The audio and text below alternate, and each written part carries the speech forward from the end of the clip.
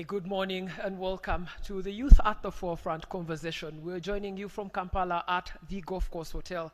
Thank you to everyone who's joining us through the platform of NTV Uganda, and thank you to everyone who is in the room today. Now, you've often heard the conversation, or you've often heard the opinion that Uganda has a majority young population. It's not just a matter of opinion, it's actually a matter of fact.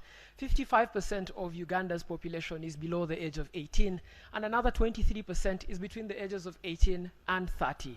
Now, those young people have dreams, aspirations, and ambitions, and all of that happens within the fiscal space provided by the government of Uganda.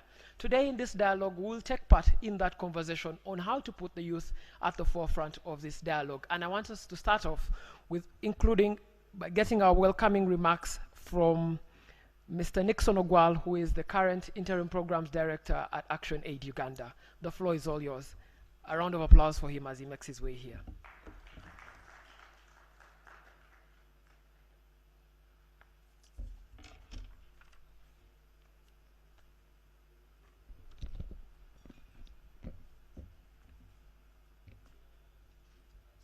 Good morning. You're almost welcome to this very important discussion in Uganda at a time when the country is opening up the economy by day in order to reinstate normalcy in terms of life. ActionAid and SEATINI are at the forefront of providing leadership to the tax justice network in Uganda, but also in the region. And for that matter, I would like to first of all ask for those who are tax justice members, can you raise your hands? Those who are in the room? Thank you very much. I know so many who are watching are, and we would like to applaud you. We so much also want to welcome all the other actors in the Ugandan economy, especially the Ministry of Finance.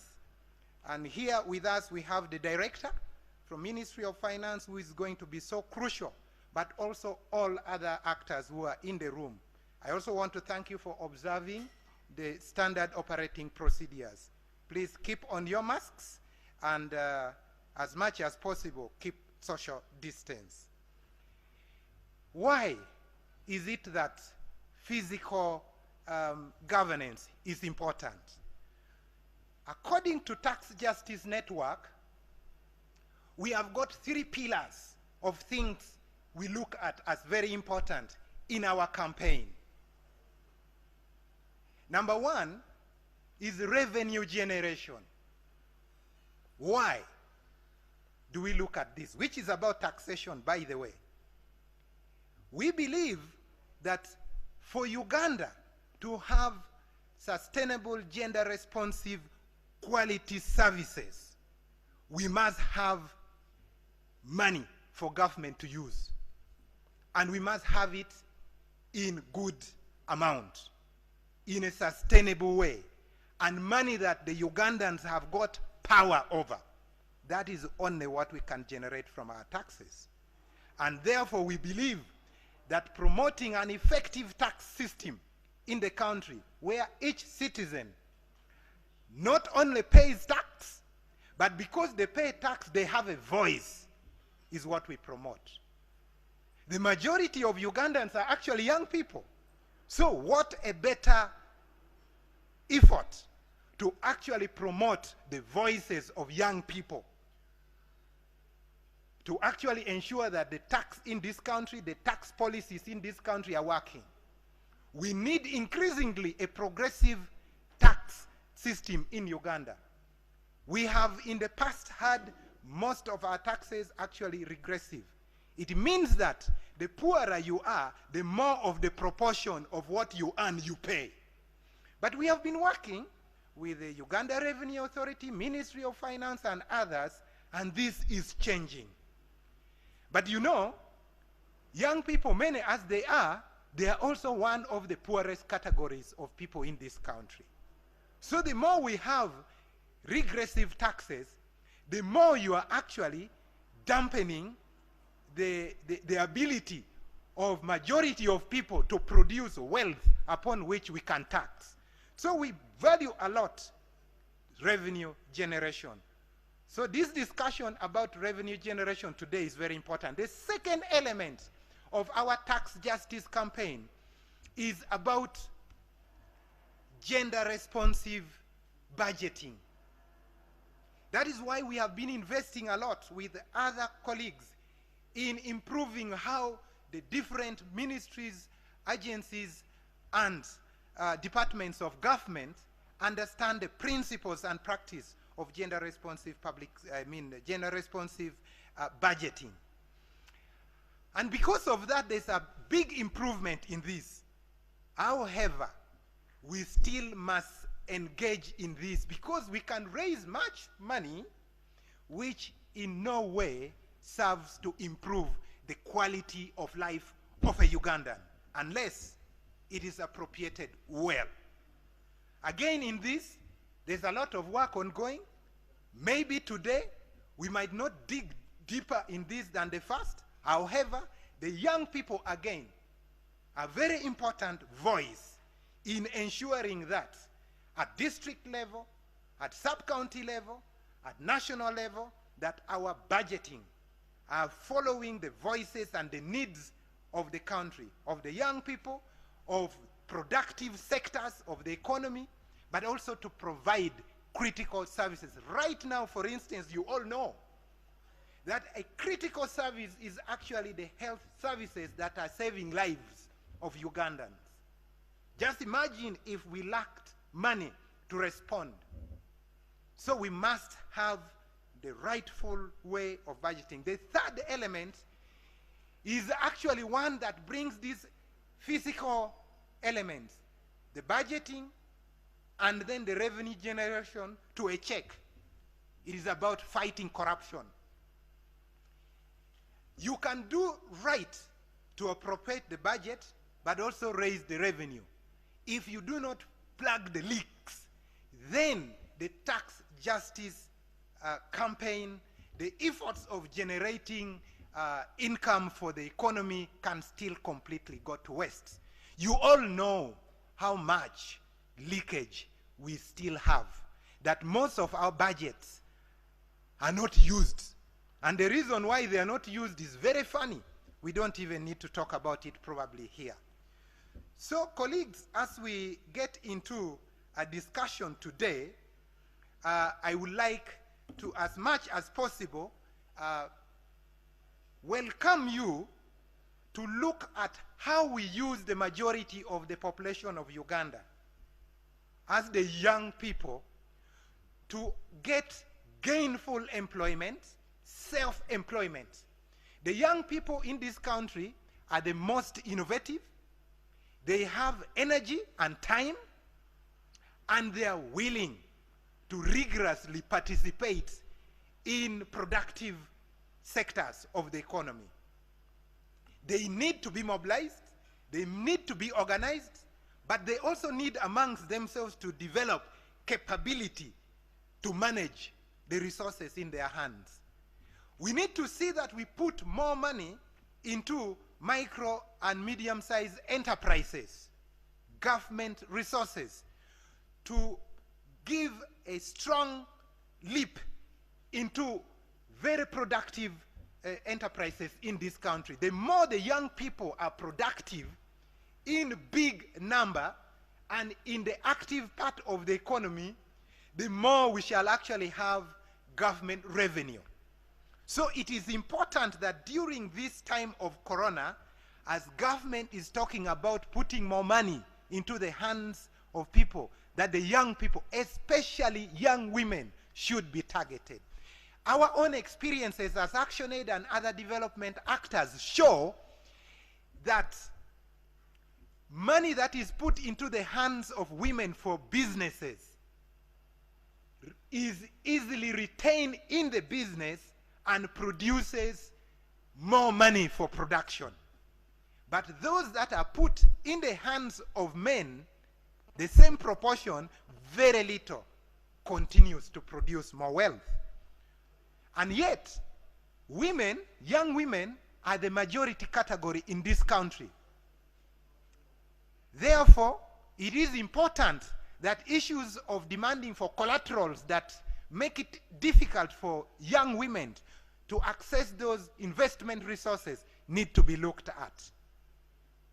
As we discussed today, we should be looking at that, because then we shall have more revenue in the very short and medium term for this economy.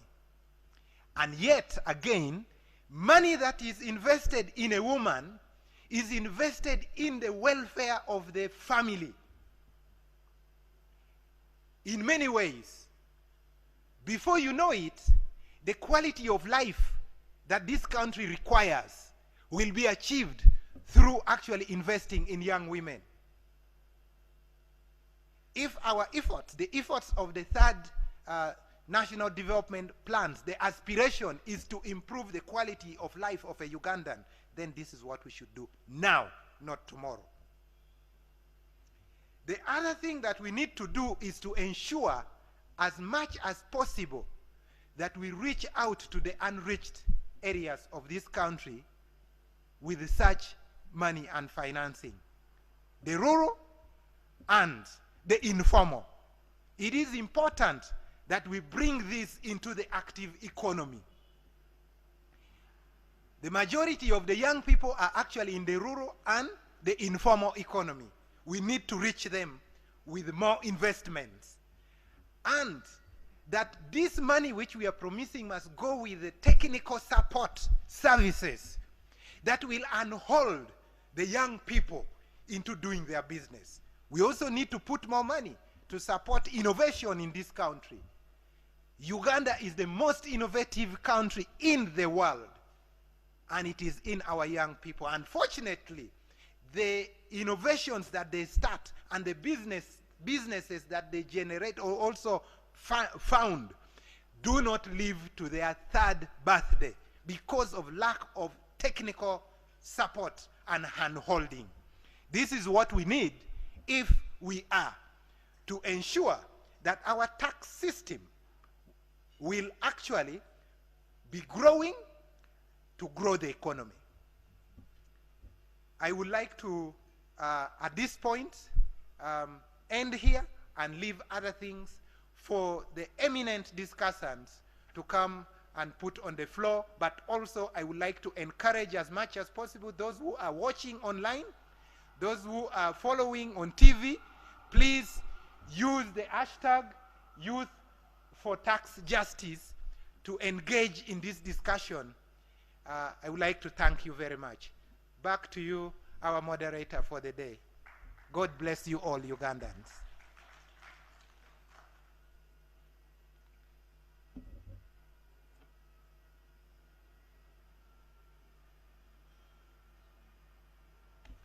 Let's have a bigger round of applause for Nixon. Now, Nixon has ushered us into the conversation that we are supposed to have today. And without wasting much further time, I will invite from the Ministry of Finance, Mr. Moses Kagwa, to come and give us our keynote address. Do take notes when he's giving his keynote address, because very immediately we'll be taking your reactions to that keynote address. Mr. Kagwa, the floor is all yours.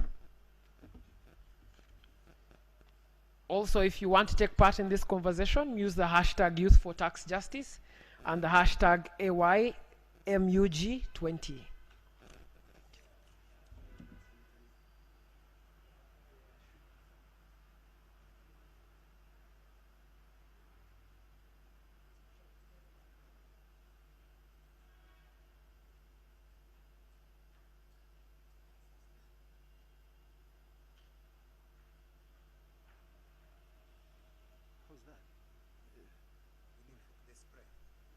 There's no spray.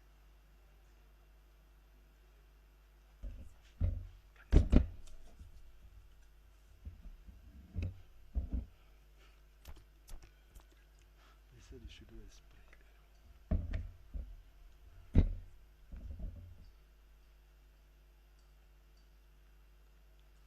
Now I can take off my mask, but only for being here on the podium. distinguished participants,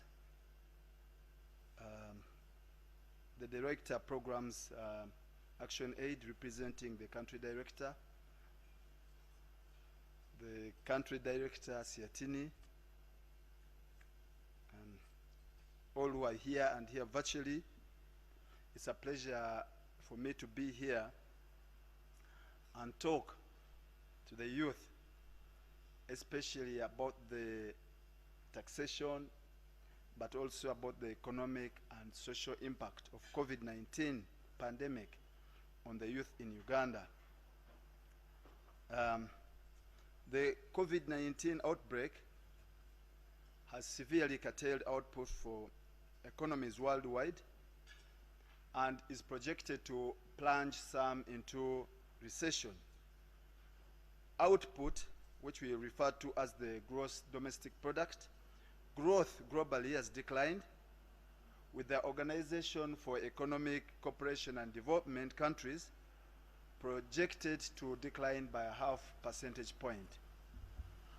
Tourism has come to a halt globally, as many passenger airlines and some transport services suspended operations as the scare of COVID-19 intensified. Supply and logistic chains were also affected, and sub-Saharan economies in general are projected to go into recession as a result of the pandemic. But individually, some countries may achieve positive growth rates.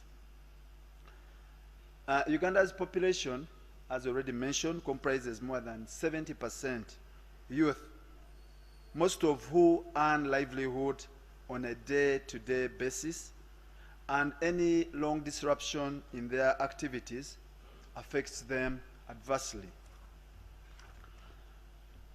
What has been the impact of COVID-19 on the domestic economy? Initially, Uganda experienced reduced demand for our exports and the disruption in supply chains on one hand, and on the other, there were unique opportunities that have become available to the Ugandan economy. Although lower than previously projected, Uganda's economic growth will be positive because of the resilience of our economy and the planned government interventions. The subsectors which are key in this resilience include food and cash crops, manufacturing, and the telecom services. The temporary effects of the pandemic will be manifested in our balance of payments in the areas of tourism, exports, workers' remittances, and foreign direct investment. Our economy expanded by 2.9% in 2019-2020, which is less than the earlier projected of 3.1%. But this is also less than what we had projected of 6% at the beginning of that year. This growth was also less than the rosy growth of 6.8% recorded in the year before. And this reduction has been mainly due to the adverse effects of COVID-19 pandemic and the related containment measures. However, indicators of economic activity show recovery in this financial year so far, with both the Purchaser Managers Index and the Composite Index of Economic Activity showing improvement in the level of economic activity in the months of August and September, respectively. Similarly, sentiments about doing business in Uganda, as measured by the Business Tendency Index, turned positive, recording above 50% for the first time since February 2020. This index, the Business Tendency Index, was 50.8 in September 2020. We also noticed that we have had some inflation that has been brought in as a result of increased transport costs, but we are seeing it going down, and in September it was 4.5%, and we expect that it will be below the target of 5% for the whole year. We have seen that there's been a decline in prices of food items, as well as the reduction in price increases in energy, fuels, and utilities. A survey was carried out by UBOS in March to April 2020, which showed the devastating impact of COVID-19 lockdown on the economy. One, overall estimated gross output went down by 20.7% in the month of April 2020. Two, 29.4% of the businesses closed operations during the April 2020 lockdown period. Three, about 34.8% and 34.5% of the manufacturing establishment operated at 26 to 50% and 51 to 75% utilization capacity, respectively. Four, 2.1% of the establishment introduced new products during this period. Very good thing. We had sanitizers, we had PPPs, which were brought, and then 51.5% of the establishment reduced their payroll size as a result of the lockdown. 85.8% of the sectors of the economy put in place safety measures in order to mitigate the COVID-19 pandemic. Seven, largest GDP losses were anticipated to come from tourism, because tourism really is not moving, wholesale and retail, transport, manufacturing, and agriculture, primarily exports. A lot of sectors which were locked down employ and are owned by the youth. These include, of course, salons. Most of the youth own these, bars and nightclubs, and the people who work in bars and nightclubs are youth. Saunas, beauty parlors, events management like music shows and launches, and then tourism. The lockdown also affected education, leading to unwarranted consequences. Whereas some students had opportunities to learn online, in the media and other avenues, some, especially from the poor background, did not. The slow learners also could not learn, as there were no teachers to try and explain to them the concepts that were being administered on radio and in the print media. And of course, this lockdown has led to some girls getting pregnant. Some of these youth have actually got pregnant, and they may be out of school. There was also a rise in gender-based violence in the youth, as youth lost jobs, and there was a lot of frustration that set in. Some youth even took their own lives when their means of livelihood were withdrawn. You remember the famous case of Masaka when a boda boda was taken, and then the gentleman decided to take his life. A lot of youth who were working abroad lost their jobs, and a lot of them suffered mistreatment before returning to Uganda. Then there were those ones who were supposed, of course, to go and work. They couldn't go to work because the places where they should have worked were also closed.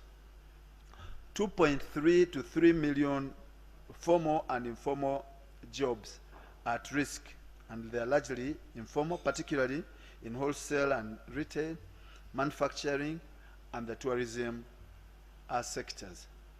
This affects mostly the youth. So, are we just going to lament? Of course, these are the negatives, but there are opportunities which exist that COVID-19 has helped to expedite strategies to harness the wealth potential. What are these opportunities? Of course, in the wake of COVID-19, government is mobilizing the people, especially to the youth, to take advantage of the opportunities. In terms of strategic planning, this calls for two things. One, expansion of the production base to support industrialization, especially agro-industrialization.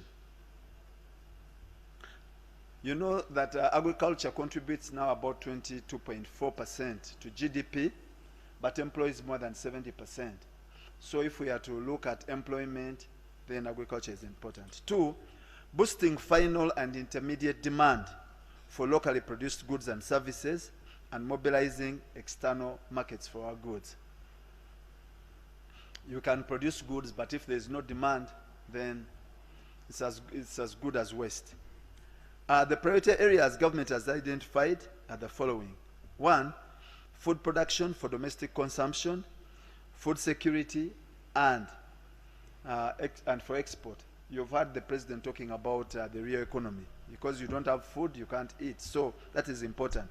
The youth can engage in food production on leased land, can form associations for food production, like the guys who have done it in Kapchora, and agribusiness, or seek employment in this sector. Two, expansion of agro-based industrialization based on 14 crops and animals, namely bananas, maize, Irish potatoes, sweet potatoes, cassava, beans, millet, sugarcane, tea, coffee, cocoa, livestock, and livestock we take beef and dairy, and fish. Four, textiles for clothing using inputs such as cotton and inorganic petroleum products when oil and gas are exploited, and leather products using locally available hides and skins.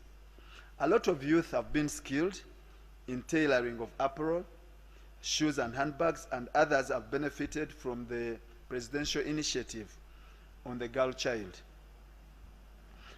Shelter, housing focusing on production of bricks, this is for the youth, working with mining and construction companies to produce glass from sand, production of granite, and production of marble using our vast resources, particularly in Karamoja.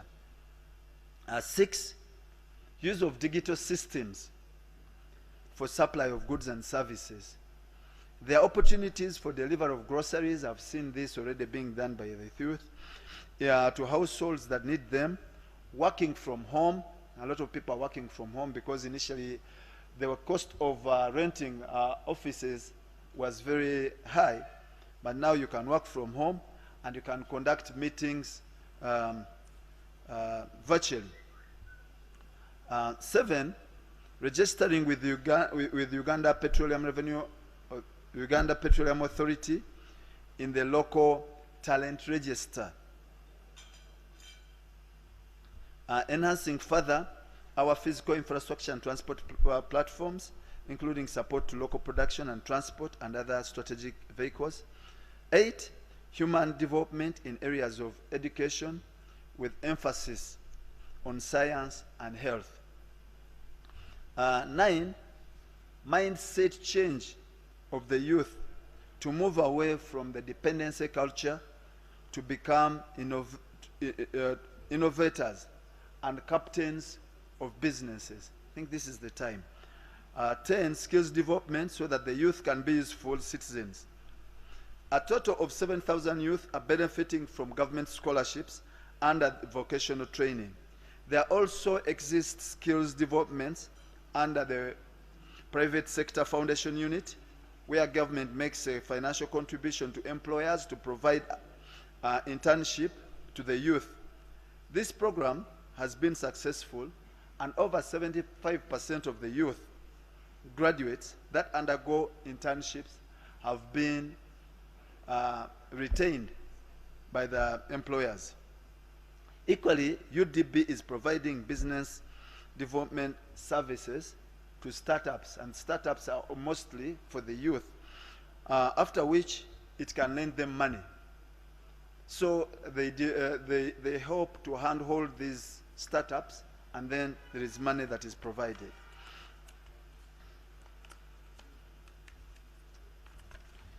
The youth can also take advantage of the interest in Movable Property Act to access loans with movable property as security, because this covers both tangible and intangible assets. What did government do? Specific economic responses to COVID-19. Most of this has been mentioned, so I'll go through it briefly. We had intermediate interventions to prevent and contain the outbreak of COVID-19. A lot of PPEs were purchased for the youth. We have masks, we have all these, and there is testing, mass testing, and people who are sick are being cared for. There was the immediate fiscal and monetary interventions, and then accelerating the import substitution and export promotion agenda. Also, another strategy was increasing agriculture production and productivity. And lastly, increasing household incomes and employment through support to clusters of trades, occupations for increased employment and income generation. The fiscal and monetary policy measures to enable private businesses and firms meet their immediate liquidity needs in order to continue production and provision of services included allowing small and medium-sized enterprises to delay payment of tax for due between April and June 2020. So there was a lot of tax which was allowed to be delayed. And for tourism and manufacturing and horticulture, this one was allowed. They were not just SMEs, but anyone who was in tourism, manufacturing, horticulture, and floriculture. They deferred their payments of taxes until December 2020. There was also deferring of pay-as-you-earn tax by those sectors which are most affected up to December 2020.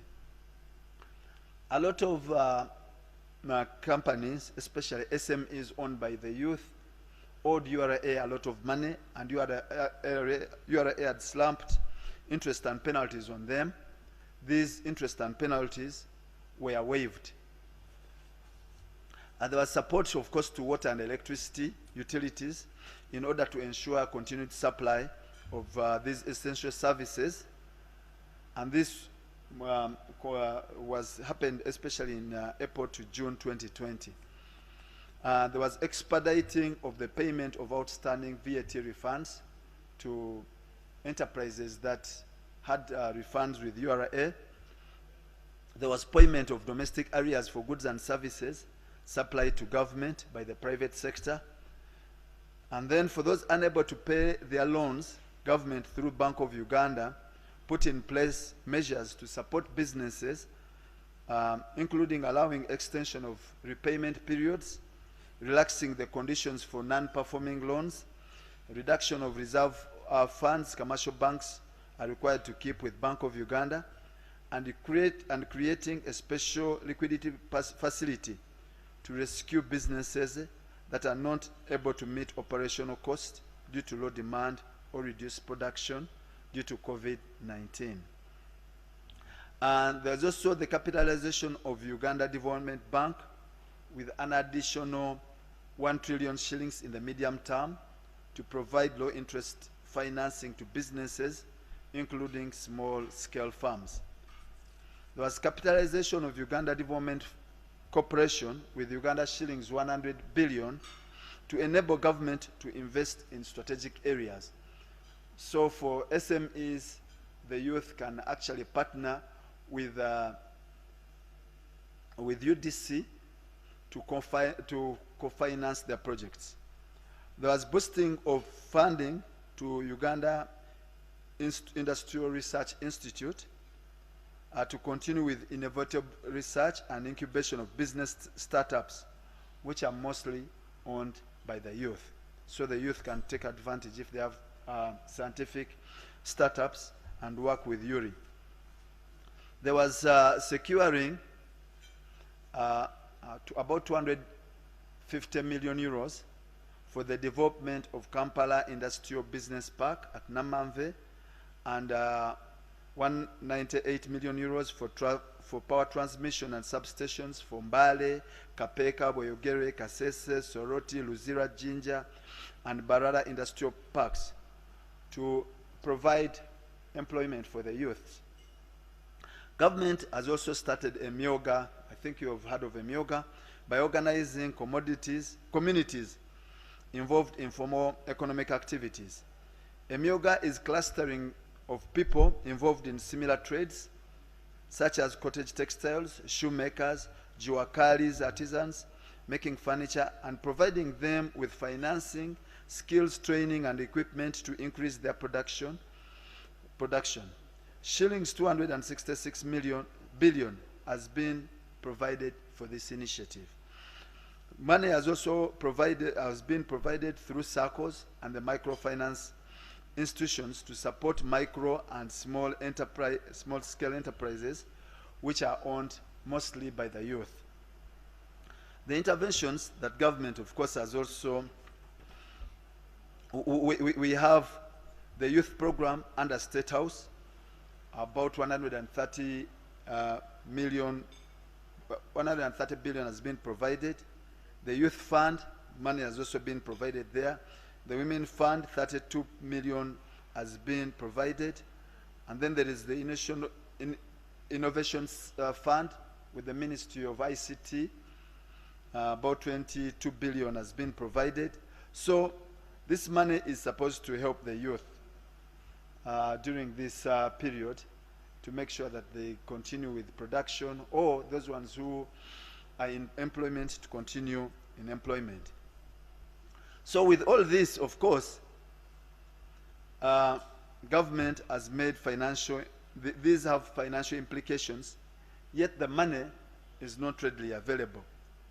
Government budget for financial year 2020-21 stands at 45.4 trillion, yet the revenue expected from tax and non-tax resources is 19 trillion 878 billion. If we are to finance our development agenda, therefore, we must enhance domestic revenue mobilization. So, the youth should be interested in our tax process and the actions that we are taking to improve domestic revenue mobilization. If you know it, for every 100 shillings that is produced in this country, government is only taking 13 shillings in taxes. In other countries, the take by government from what is produced is much more. Sub-Saharan average, they take 16% of what is produced in the country. In the developed countries, they take 30, in fact in some countries up to 50%. The Nordic countries take almost 50% of what is produced in this country. But for us, we are only taking a paltry 13%. And as I've showed you, there is a big difference between what we are collecting and actually what we should spend. And this deficit is about 8.6 for this financial year. And if we don't collect any more money, it will keep raising. Our debt is increasing, and we need to pay it because we are borrowing money, and we need to pay. So far, we are borrowing from the domestic market about 3.45 trillion. But because of the challenges we have, we may have to increase the borrowing for domestically. And this is not sustainable. We don't want to reach a time when we can't pay our debt. Some countries like Zambia, they have already had challenges with paying debt. And the only solution is actually to raise revenues domestically. So government has developed a domestic revenue mobilization strategy, which is premised on the need and potential to generate sufficient domestic revenues to deliver essential public goods and services required to achieve the National Development Plan 3 goals. The tax system can be utilized to generate manifold benefits to our society and the economy, such as promoting investments and economic growth, empowering women and minorities, protecting the environment, and reducing inequalities. In the financial year 2021-22, our tax policy and compliance efforts will focus on the following strategic priorities: promoting equitable tax policies. That's one. Two, improving the efficiency, effectiveness, and transparency of revenue administrations. We have URA and we also have the local government administrations. Three, aligning policies for improved domestic revenue mobilization. Four, enhancing tax system responsiveness to citizens' needs. And five, improving the transparency of the tax system. Equitable and effective tax systems serve a purpose beyond raising domestic revenue. Only if public revenues collected are spent on development priorities in an efficient, effective, transparent, and accountable manner will they help to build strong state-citizen relations and a prosperous Ugandan society. Accordingly, we'll focus our efforts on sensitizing Ugandans on the role of tax in economic development and demonstrate to them how taxes have been utilized. Specifically, government will foster equity of the tax system in order to reduce inequalities and advance the social contract, and will strengthen progressive revenue sources and advance the level of progressivity within the tax and non-tax revenue sources. We will monitor the impact of tax policies on equity. Two, will improve the efficiency of revenue administration and counteract the cost pressure through modernization. We are modernizing URA a lot. Will enhance the effectiveness of URA by increasing efforts to curb non-compliant behavior and ensuring that URA has the necessary capacities and capabilities to audit high net worth individuals and local and multinational companies. We will strengthen the accountability and transparency of revenue administration by enhancing institutional capacity and human resource development. Three, implement what you call the whole of government approach on tax and development, working across jurisdiction boundaries of government, ministries, departments, and agencies to improve revenue mobilization. Collecting taxes effectively is complex and requires cooperation across state agencies, making it the leading edge of the broader development of our institutions. Four, improve tax transparency. I think this is very important for you, by publishing tax expenditures regularly to facilitate cost-effectiveness assessments, ultimately helping to reduce wasteful tax expenditures.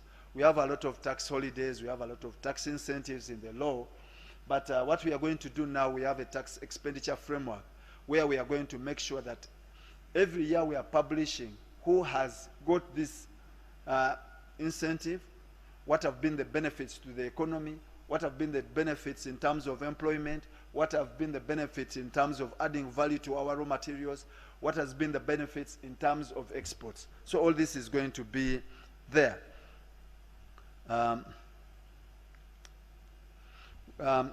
Six, we'll also implement joint and individual action to combat tax-motivated illicit financial flows and tax avoidance by strengthening tax governance and fiscal transparency,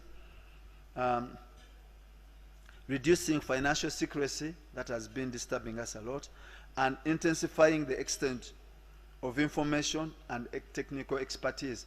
Now we are exchanging information with other tax administration all over the world to know what our taxpayers are declaring in those countries, and they are also giving us information to, on what our taxpayers are earning from those jurisdictions. So there is that exchange of information. 6, providing an enabling environment for taxpayers and tax practitioners to be meaningful involved in tax and revenue formulation matters. This is very important, especially for the youth. When your voice is going to be heard? We have provided this forum. Unfortunately, we don't have a homogeneous group called the youth. But I wish you can form it, and then we'll be consulting you. But we've had a lot of consultations with the civil society organizations, with the public, on the policies and the measures we intend to introduce next year, so that we have a buy-in of everybody in this process.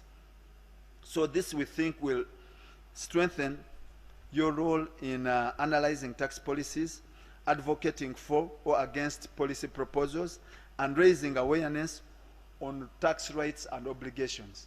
We want you to know your rights, we want you to know your obligations. And finally, of course, finalize and implement comprehensive, prioritized, and costed domestic revenue mobilization implementation plan. We are doing an implementation plan on the proposals that we are making after public consultations with relevant stakeholders. Thank you so much for listening to me.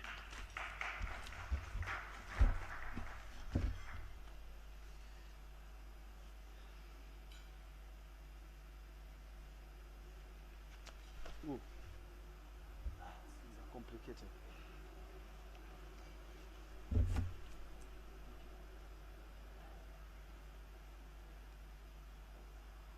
A bigger round of applause for Mr. Kagwa.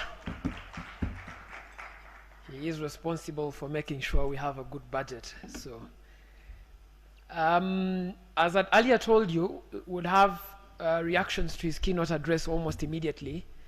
So we've put in place 2 people with a microphone and sanitizer. I'm only going to take 2 questions because we also have to get into a panel. So the first 2 hands I see are the ones that I will take. I'll take the gentleman here. You can take the microphone to him, and then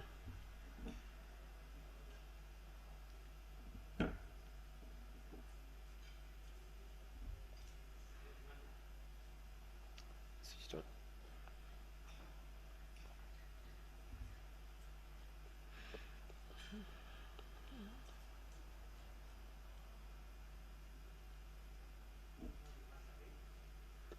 The microphone is switched on. Okay, good morning. Yes. My name is Kafko John Paul. I'm from Youth for Tax Justice Network. I would like to thank Mr. Kagwa for that wonderful presentation. I just have 2 reactions to the presentation. First of all, Mr. Kagwa told us the measures that have been put in place by government to combat the effects of COVID-19 on the young people. Some of them came, most of them actually came through the budget reading processes. Though, from my point of view, I would have expected that he should have updated us about, for example, this money that was put in Uganda Development Corporation, the UDC, the UBC. How far, how many young people, for example, have accessed this money? How many SMEs, how many SMEs? Because on the ground, when you talk to most of the young people in these groups, they tell you the bureaucracy processes are so hard, this money is very difficult to get. So I would have expected probably an update on how many, for example, how many SMEs, how many MSMEs have accessed this credit.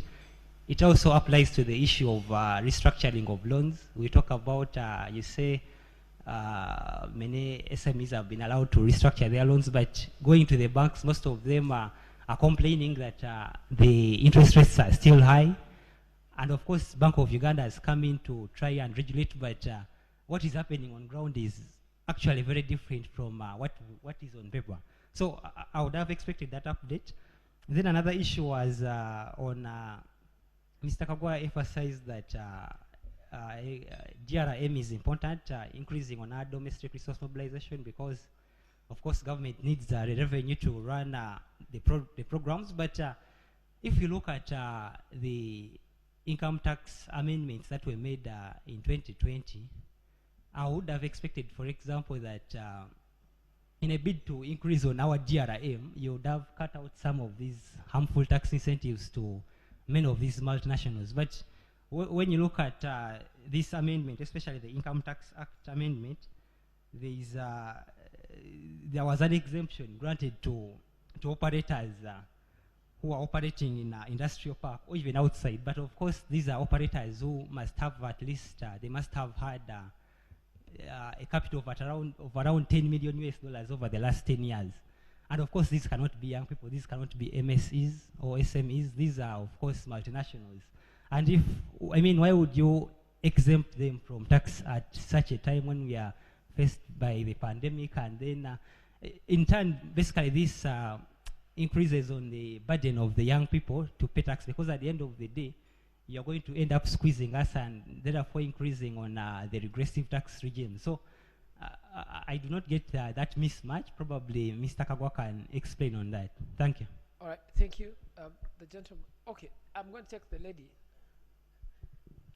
Yes, very short. Make your remarks very short so that I can also add the lady. Good afternoon. Good morning. My name is Joel Osekeny and I'm a lawyer. And my question is about the tax base of Uganda. What plans does Uganda have to tax digital companies like Netflix and Apple? These companies make a lot of money from Ugandans. And how does the government plan to enforce any plans to tax those companies, if any? All right, then the lady, and we'll be done. Mr. Kagwa, I hope you're taking notes on the questions. Yes, good morning. So my name is Barbara Catherine, and I come from Global African Wear. Me, I'm raising a concern because Mr. Kagwa has said that the tax was pushed. They gave us a grace period to December. But right now, even when you apply for a loan, they ask you to bring your license, that you must have paid the tax. So we haven't been helped. We haven't been helped. Thank you. All right. I'll allow Mr. Kagwa to come and make quick comments on the three questions that have been given, and then we can get into a short documentary.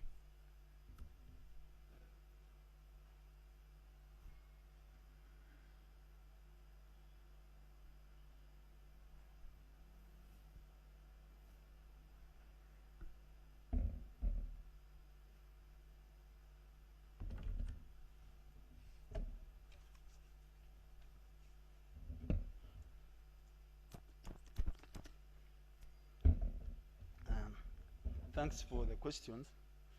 I used to be a teacher, and teachers don't like questions. They love answers. So, but let me try to become now a student, answering your questions. Kafuko, you've raised a number of important issues that this money has not been accessed by the youth.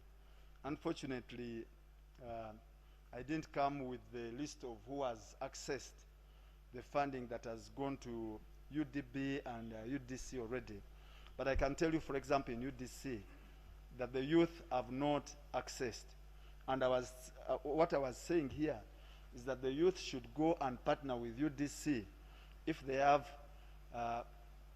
bankable projects, so that they can be co-financed by UDC. They could be very, very good projects. So the youth shouldn't fear to approach UDC and say, yes, it's a project, as long as it fits within the strategic plans of government. On UDB, yes, some monies have been disbursed to SMEs, but unfortunately I didn't come with that information. But I know, of course, the process is a bit tedious and people have complained about it. We are trying to see how UDB can improve this process. But the funding is already there. On Restructuring loans, I think all the banks have restructured loans, including for the big people and the small people. They have been restructuring. But of course, the restructuring does not mean forgiveness. It means that instead of your loan being pronounced as a non-performing, and then recovery measures are taken against you, you have given more time within which to pay. And the interest has not significantly reduced. Some banks have reduced, but not. When we look at it, the interests are still about 19 to 20%, which is still high. But the banks have their reasons to why they are sustaining those interest rates that high. Though the Bank of Uganda has really gone down on the central bank rate, now 7%. But the banks still lend at those rates. Of course, one of the reasons there is the cost of administration, the recovery, the cost of recovery of a loan when someone has defaulted. But yes, we are also talking to the Uganda Bankers Association to see what they can do to reduce these loans, because with very high interest rates, people cannot pay. On the law, the income tax amendment, the exemptions, why they have remained, and we are giving the exemptions to multinationals who can afford to have $10 million. That's a question that is coming in, and that's why I mentioned that we have formulated what you call a tax expenditure framework to cost the incentives that have been given. If we have given to a multinational, what has it done for us in terms of employment?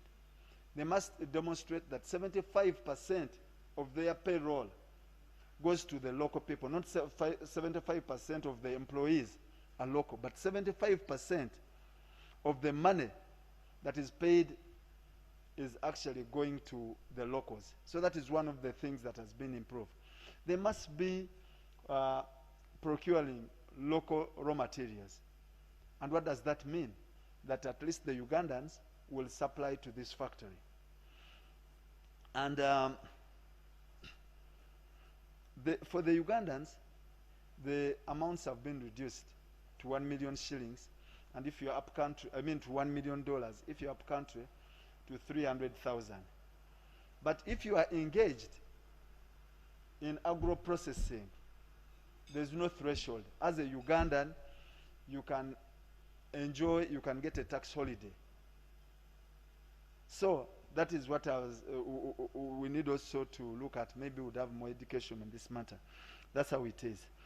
On, I think those were, Joel, the tax base of Uganda, what are we doing to tax Netflix and Apple? We are talking, we've had discussions with Google on how we can tax part of the income that is coming from here. One of the challenges is something called permanent establishment. That for you to tax anybody in your country when he's earning income from your country, he must have a fixed place of doing business in your country. Now you know that Netflix and Apple and Google and Yahoo, they don't have permanent places of business here. They just supply. We get to them through their platforms. But we are moving, like what India has done, what France has done, to agree on them that, yes, we agree that if these transactions generate income to you, you'll pay us a certain percentage. So that is the discussions we are going in. It's not easy, but we are trying. Catherine, on loans and taxes, I didn't understand that very well. But all I know is that URA right now can give you a tax clearing certificate. But we can discuss that if it's a specific thing. They can give you an income tax clearance certificate when it's clear that you are paying the principal, you have agreed to pay the principal, but the penalties and interests are waived.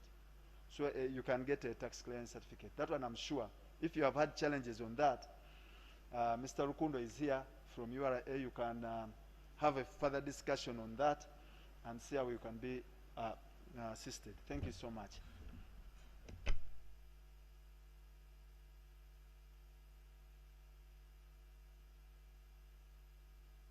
For Mr. Kagwa. Thank you so much for giving us our keynote address, but also addressing some of the concerns that came from that keynote address. We're going to have a panel discussion on youth voices, but before we have that, we will first watch a documentary on how young people have been affected by taxes in the COVID-19 pandemic. So I'd beg us to just look at the screens next to us and we watch that documentary, and after that, we will get started with our panel discussion.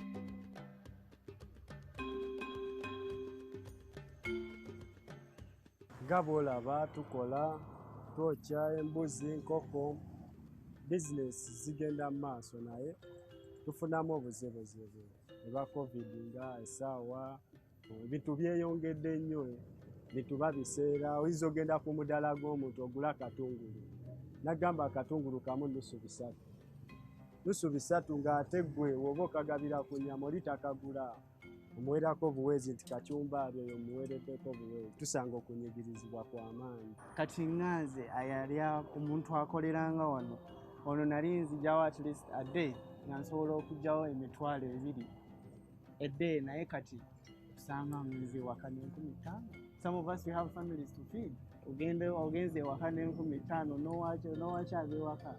Tuli ba saloon tetufunyeemu nnyo tubadde mu kunyigirizibwa okumala covid yatandika paka n'essaawa zino tetunatereera kubeera nti tuli bulungi bakasoma beesaze tetukyafuna nga twali tufuna tusaba gavumenti etutunulemu ebeereko ni kyetukolerako fe abasaloon okuba tusobola okuddawo nga bitwali.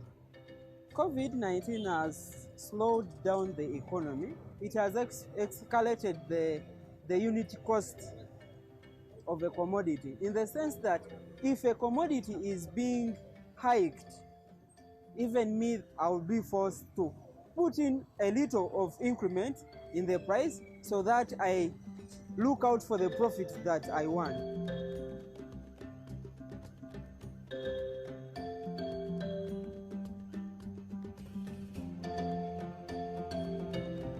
At SEATINI, we've really tried to engage the youth in fiscal governance processes, specifically on tax issues. For starters, we've been able to build the capacity of quite a number of youth in universities, but also youth organizations.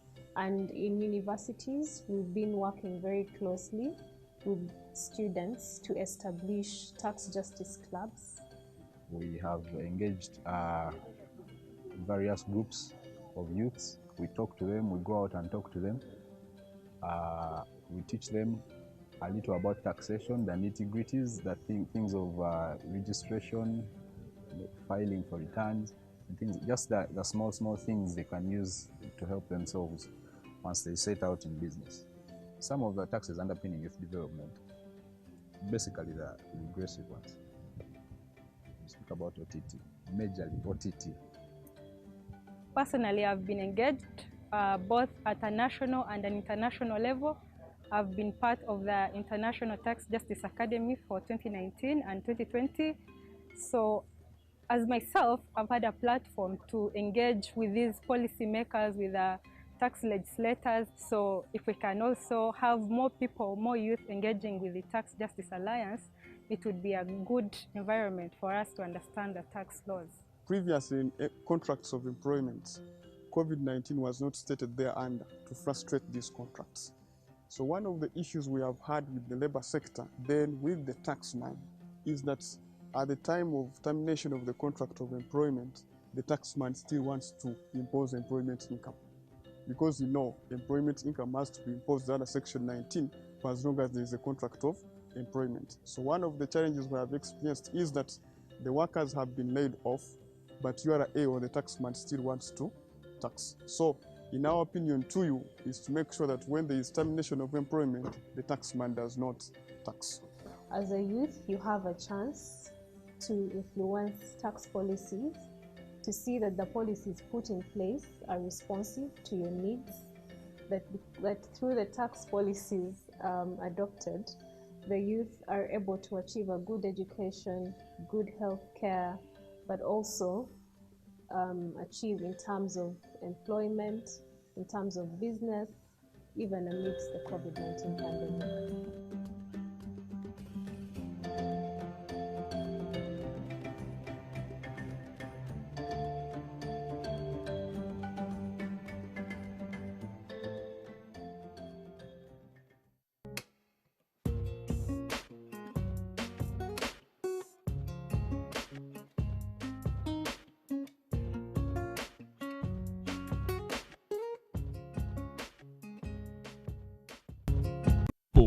To one, become more sustainable, thrive, and become more resilient in these trying times.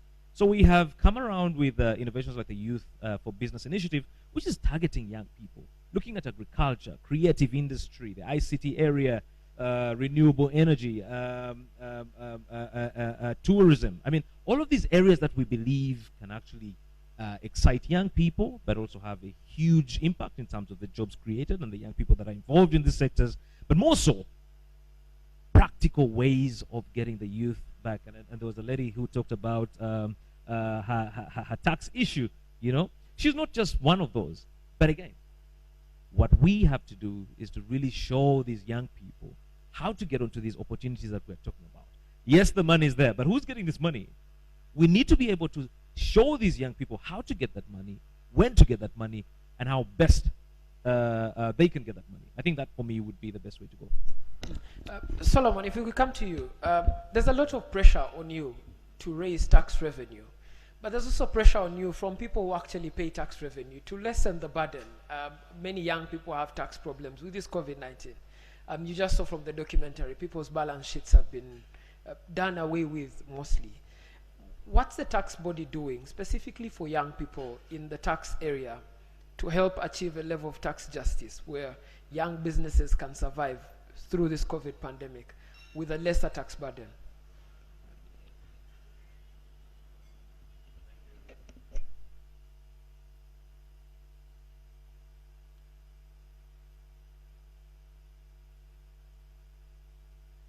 It's on? Yeah. Okay, thank you very much.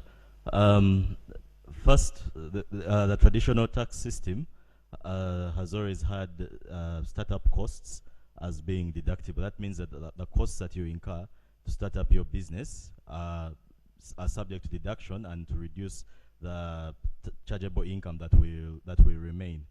As regards the so the young startups would be able to benefit from that. As regards the pressure to raise revenue, one of the directions that has been taken has been consolidating what we already have. That is, we've had a number of corporations that have been engaging in different forms of non-compliance. So we've introduced significant measures to raise compliance. Things like the digital tax stamps, raising revenue from the pre-existing larger corporations that were engaging in non-compliance. The electronic fiscal devices, the IFRIS system, that's the electronic fiscal receipting and invoicing system, is going to also do something similar, such that we'll be able to raise the revenue even from the pre-existing businesses and give which can create some form of relief for the startups. Also, you can take note that some of the areas that that youth have taken a keen interest in, for example, software development. Local software development has been exempted from VAT in the 2020 VAT Amendment Act. So such measures are being taken to assist the youth. Yes. But more specifically in spaces like agriculture where young people are heavily involved, and what measures are there? Well, one of the measures I know that was, agriculture, for example, has always been exempted from VAT. So they have benefits there. Mr. Kagwa earlier mentioned agro-processing. For agro-processing, if you're engaging in agro-processing to benefit from an income tax exemption, You do not need, there is no threshold requirement. There is no, someone talked about the 10 million US dollar requirement. That doesn't exist for agro-processing. Anyone engaging in it is able to benefit. In 2019, there was a tax which had been claimed to be somewhat distortionary to the agricultural sector. That was the 1% withholding tax on agriculture. It was removed in 2019. So those engaging in sectors like agriculture have some considerable relief. All right, I wanted to bring in Sandra here for just a minute, basically. From the private sector, government has been very kind during the COVID-19 pandemic. And I say kind with all level of restrictions. But it's been very kind. It's not been as harsh as it used to be to the private sector. Has that helped spur development in the private sector in any way? Thank you. I think I was at the table there when Mr. Kagwa was making some of the presentations. I went and asked the same question he asked, is what statistics do we have for the people that have so far benefited? Yes, government was kind to some extent, but to some I don't think it was. Being a young person, I've been in business for about now coming to 10 years. I started business at about an age of 23 years. I started after my first degree from Macquarie University, and going through the system up to date, I think it's still not a favorable environment for more young entrepreneurs to work in. And the COVID-19 season has been the most challenging season for more young people to go through. I still believe government can do better in terms of policy, because you find even the initiatives that Mr. Kagwa talked about, most of them are still just being delivered. None of it is yet on the book. Our company, Pelere Group, we are in manufacturing. We manufacture from agro-based products. We do shea butter products. We work with farmers directly. And also we do more of quality detergents. I've been able to certify the products this year. We're able to certify about 7 of the products that we manufacture. But it has been a little bit much more tougher. And looking at even the young people that are in business now, it's more tough. So I believe government can do better. I still believe there is a lot of things we are lacking. The environment is not yet favorable, and COVID-19 has made it a little bit much more worse.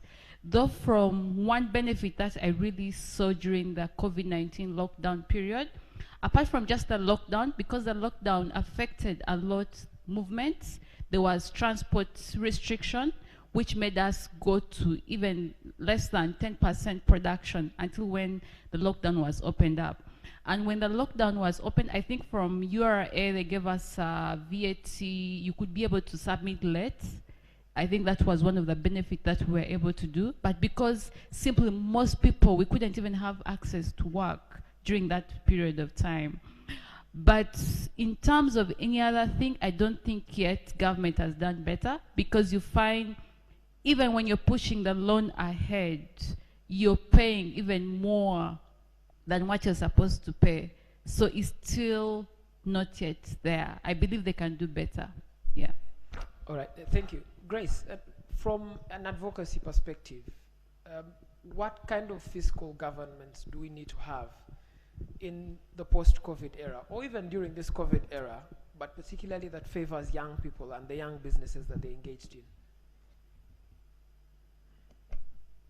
I think for me, coming from a civil society perspective, and where we're looking at basically having everyone engaging in some of these processes and having the policies in place being responsive to the needs of the different groups, I think the first step is for youth to interest themselves in some of these issues.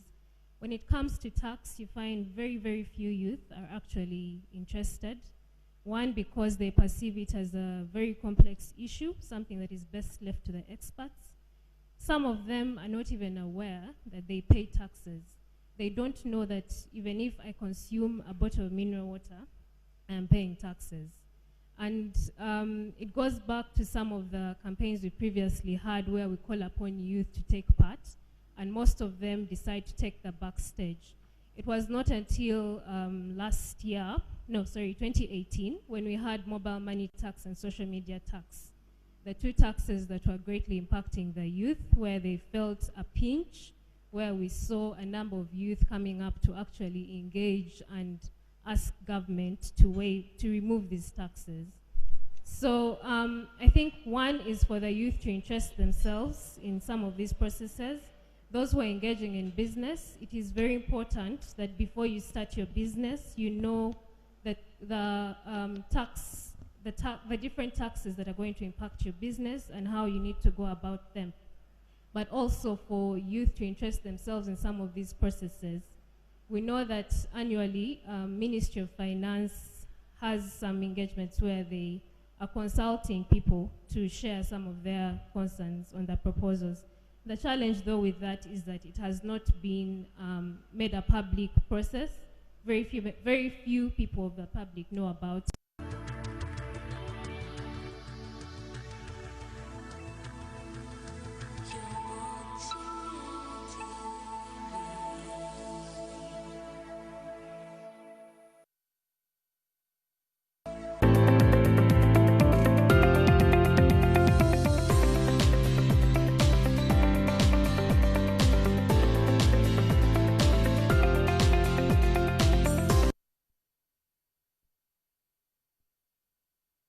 But also you can tweet us on the hashtags that have been displayed on the screen.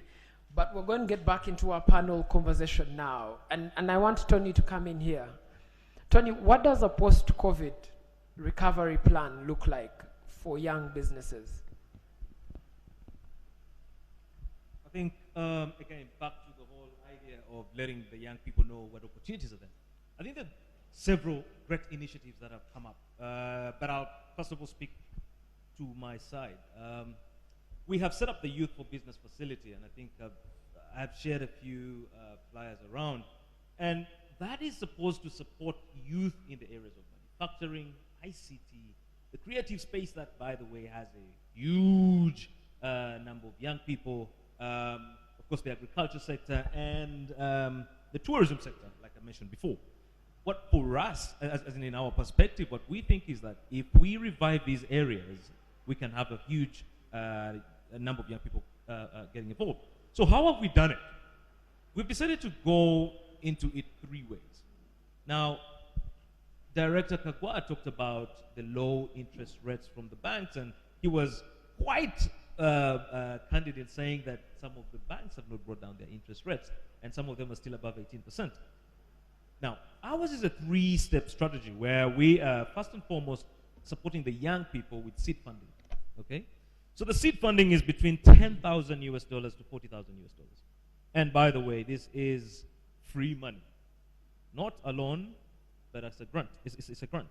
So the idea here is, if you can come in with an innovative idea that speaks to employing many young people, you can replicate the story, you can scale the story. That's what we're looking for. So depending on what you ask for, we are giving between $10,000 to $40,000 US. That's a great step out of our partnership, that is the Stanbic Business Incubator Limited, Stanbic Bank, and UNDP. Now, after that, we're going further to support youth enterprises with enterprise development, because as you have had, most businesses do not survive beyond their third birthday. Now, you imagine a young man in his 20s trying out a business idea. He's actually more likely to die in the first 6 months or a year. And we have seen this. So the idea here is to support these businesses to be more resilient, to thrive, and to participate in a more sustainable manner. What we do not want to see is that, just because a young man is running a business or an enterprise, it's not given priority, or it's not looked at as a business that has been doing things, for a long time. What we have also come to learn is that a lot of young people are innovative and actually do business better. Look at Safe Border.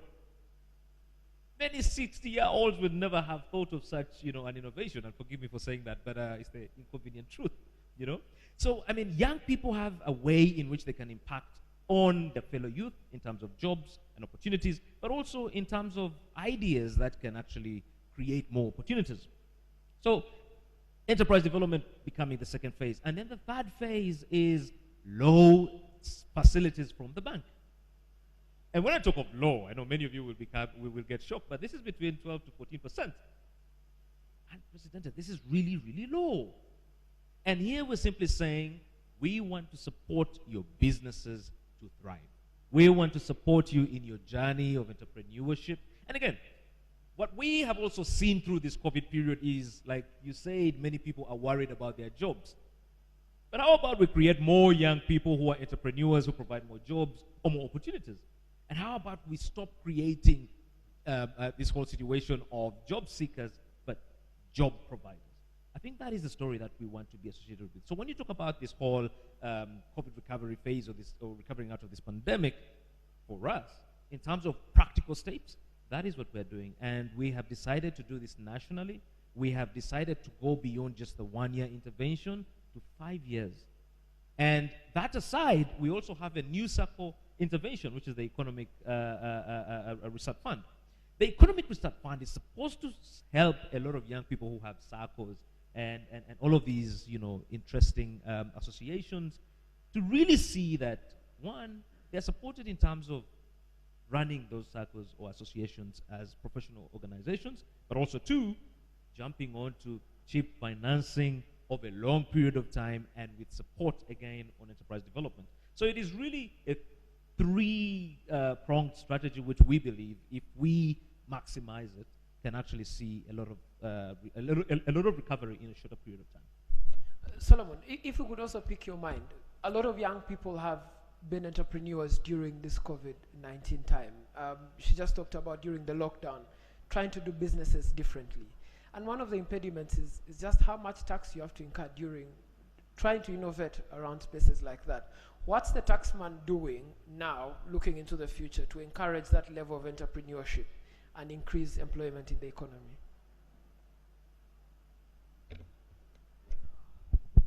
Yeah, so there were a number of interventions that URA took once the measures to combat the COVID-19 pandemic came in place. The first one was allowing delayed filing of returns. And so that allowed people to file their VAT returns, payee returns, those were the monthly returns, as well as the corporate income tax returns that were due in that period. And that was helpful for quite a number of businesses. Secondly, there's been a measure, it is in the Tax Procedure Code Amendment Bill. It's pending. Mr. Kagwa alluded to it. That is a waiver of interest and penalties that are due as at 30th June, all outstanding interest and penalties. Now, for those who have been in business and have interacted with URA, they know how big a deal that actually is. It's a major relief for them and allows them to free up some cash flow, to have some cash available to them that would have otherwise have gone to the taxman to pay up penalties and interest. So all they owe now is the principal tax. There's also been a deferral of pay as you earn, because the youth are not only the business owners, they are also employees. So there's been a deferral of pay as you earn up to 31st of December. So for this period, no entity has to file, they have to file rather, but they don't have to remit the pay as you earn. They are allowed to keep it as for cash flow purposes. So there have been a number of sort of relief measures. But even going forward, looking further into the future, we are redirecting our attention to some of the new modes of business that are coming up. Again, Mr. Kagwa mentioned it following a question from the audience, the issue of taxing the digital economy. We are moving into that direction as well, which is tapping into new sources of revenue that have previously been untapped. So we are already making progress in that direction. Mr. Kagwa talked about the type of tax that we're looking at. It's called a digital service tax, the one that can help overcome the permanent establishment restriction. It already exists in Kenya. A number of other jurisdictions have attempted it. Currently, as things stand, our VAT law allows us to get some revenue from those entities, and we are in talks with at least 2 of them. We've made some significant progress where we expect to gain some revenue. Thank you. All right, thank you. Sandra, do these tax measures enhance your ability to do business? But if they don't, what more would you suggest? I think yes, they do, like I just said. when they delayed the payment, we're able to at least wait for a period to file. But also the deferred payment payee, which is talking about, has enabled us to retain workers still. But I still believe they can do more. Yes, I still believe they can do more. I still believe they can do really more. Like, for example, if it's a startup, really, at least for the first 5 years, if they could give them a holiday, a tax holiday, to enable them step up on their feet. At the time when I started business, we used not to have things like Stanbic incubators being around. Thank God right now they're around. They can even give you a seed capital.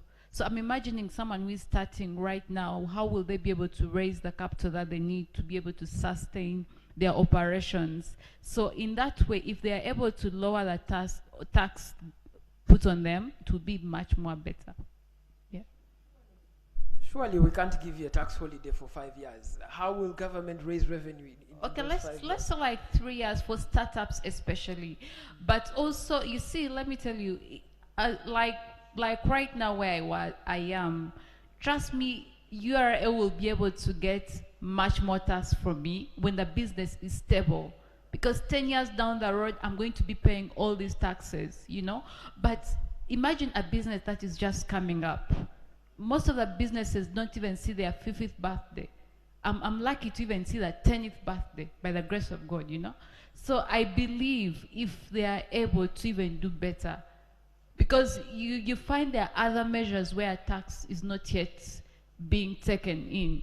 There are people that are not yet paying taxes, and there's money that is out there, you know, which I believe URA still can be able to tap in to be able to get that money, than squeezing an entrepreneur, especially a local entrepreneur, right here in Uganda. Yeah. Grace, and I want to allow the audience to get in, so after Grace, we'll take some of the questions and comments from the audience. This conversation is also about having young people participate in tax conversations. What can we do more to increase young people's views on how taxes are carried out, on how taxes are implemented? Having voices like those of Sandra meet with Solomon in a room and agree on getting her a 5-year tax holiday. How can we have more young voices in this tax debate? I think for starters, like I said earlier, many youth are not engaging because they think it's complex. It's first for government to take steps to simplify the tax laws, simplify the tax processes, to enable the youth appreciate them more and appreciate the spirit within which the government is working. And I would at that point applaud URA. They've taken steps to at least engage youth, especially those in universities. As SEATINI, we've been trying to partner with them in some of these initiatives, especially when it comes to engaging tax clubs within the different universities as a platform for starters, for the youth at that level to understand some of these processes, but also appreciate. But beyond URA, there is the other arm of government that allocates, and that is Ministry of Finance. How do they allocate the resources that they are getting or that they are collecting to see that the youth are actually seeing what their money is being used for? Because if I'm a young person and I'm paying so much tax, but I do not get access to healthcare, I don't have a good education, then I'll see no reason to pay taxes. So it's also for government to take that step to see that they allocate more to services that are benefiting the youth. And maybe lastly is the issue around tax education. We see URA trying to take steps. Okay, I already talked about it briefly. But in terms of how do I, and because we know that the tax laws are really complex. You have to read the law as a whole. But how do you get those small, say, the different issues that need specific focus for me as a youth to understand and appreciate further? All right, thank you so much. I am going to allow 5 comments and questions. And okay, you're already enough. The microphone will come to you with a sanitizer because we're trying to stay as healthy as we can. Let's start with this table, these two gentlemen, and then we'll move to the next table. Please keep your question or comment very short so that we buy time.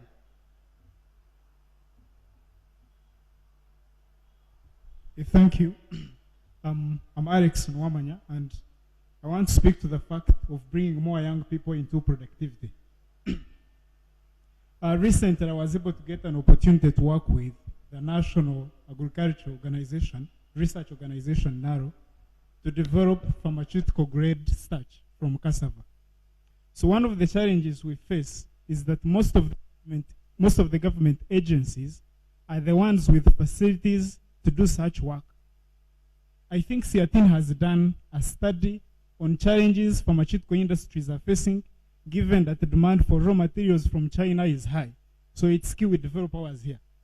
But labs and facilities of agencies are not allowing more young people to gain such spaces.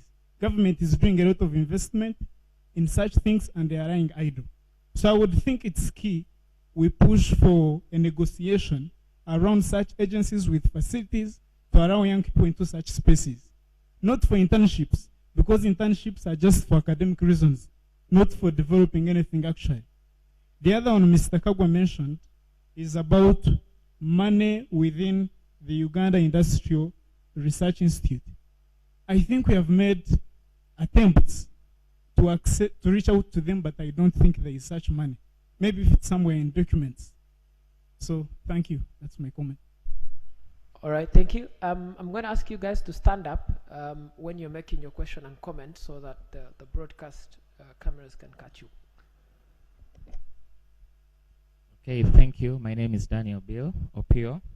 I am a lawyer, a co-founder of Ad Security, a company that deals in artificial intelligence, big data, and cybersecurity. I would love to say that I love the language that Tony was speaking. I think it sounded better than music to me. And this month, I'm celebrating 1 year of my startup. I hope I'm able to make it beyond that immortality year and all that. But yes, my question is going to Solomon. This morning as I was coming, listening to radio, I heard of that digital services tax. The last time we heard of a tax that was touching the digital economy was in 2017, 2018. We saw what happened. Raymond and I had to go to court and challenge this over the top, you know. Yes, that tax. So when you look at some of the manifestos actually of, I don't know if this is the good for her to mention that, but of one of the political parties, when they are speaking about tax issues, they stop at 2017. Because they know from 2018 onwards, they messed up. So is there a way we could directly participate in the making of this new digital services tax to ensure that we don't see the negative ramifications that we saw in 2018 with the over-the-top services tax that reduced our internet penetration? At the time when there was coronavirus, we needed those platforms to be open. We couldn't have access to information. There was a lot of misinformation going on, and I don't think what is coming up is something that is good for us. We had a discussion before this began, and we noticed the foreign policy of some of these big companies we want to deal with. You mentioned that the United States of America that has been fighting every country that has been trying to introduce such a digital services tax. So how are we going to respond vis-a-vis the international community and the interests of other states? Thank you. All right, thank you. Let's go to the gentleman on this table, the next table. Keep your questions and comments short. Stand up so that the cameras can get you clearly.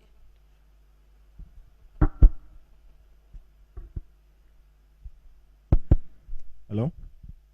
I would like to thank SEATINI for giving me an opportunity to discuss with such a strong panel. And as an expression of my excitement, I have questions and comments for all the 4 panelists. Right? I'd like to start with Sandra. And this is more of a comment. I sympathize and I actually align myself with your discussion that government might not have done enough yet, especially in regard to the response to the COVID-19 pandemic. And I'm speaking specifically to the taxes. We're talking about deferment.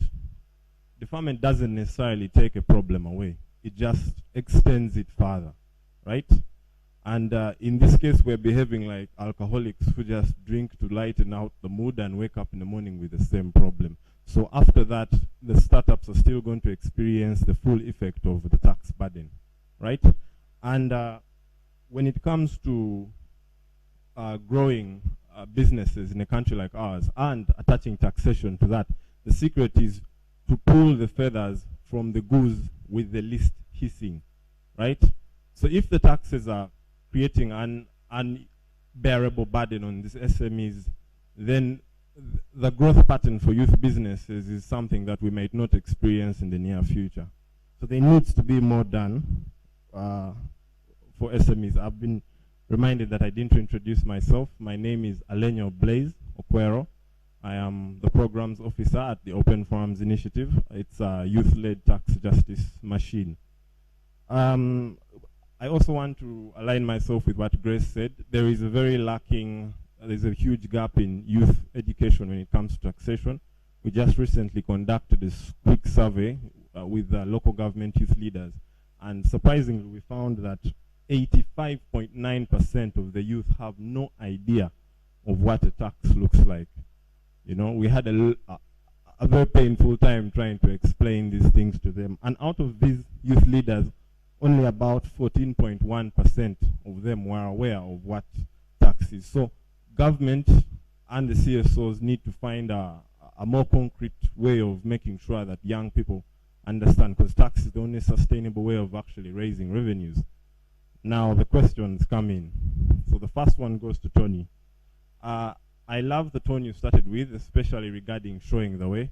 Government has experimented over funding youth projects over a long period of time, and stories of escaping with the money have happened, people running away, unmanaged projects.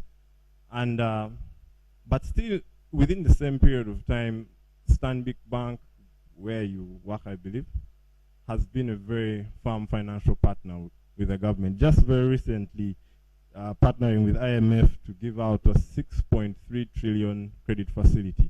So I understand the whole accelerator concept and how you intend to use seed capital and startups, but how are the banks advising government on managing this state-run funding? This is a lot of money taxpayers are paying, and it's being lost from mismanagement. Could you extend the accelerator incubator nature into the funding activities that government has? Can they move away from a loan and try to use more effective ways of giving out this money? And now the last question here is directed to the taxman himself, Mr. Solomon. The fourth industrial revolution, which we are inevitably going into, is characterized with a number of elements. But the three most clear ones is entrepreneurship, technology, and then the gig economy, right? That significantly changes the way employment is going to be done. In the 2020 tax amendments, there is an introduction of withholding on insurance and advertising agents. These jobs are largely occupied by young people, and they facilitate the growth into the full-blown digital economy. However, these taxes also create a significant cash flow problem, because withholding tax, it actually denies the small farms a huge amount of money. If you're being withheld taxes by 5 different people, we already know how hard it is to get refunds from URA. So many small businesses will end up running on empty wallets simply because more taxes than they're supposed to pay are being withheld. We already know that the smallest amount of taxes, presumptive tax, goes around 200 to 300,000 shillings. But withholding tax takes out a larger chunk. So my question is, it seems there is very little attention to the fourth industrial revolution and how we should merge our taxes to consider how the youth businesses should grow.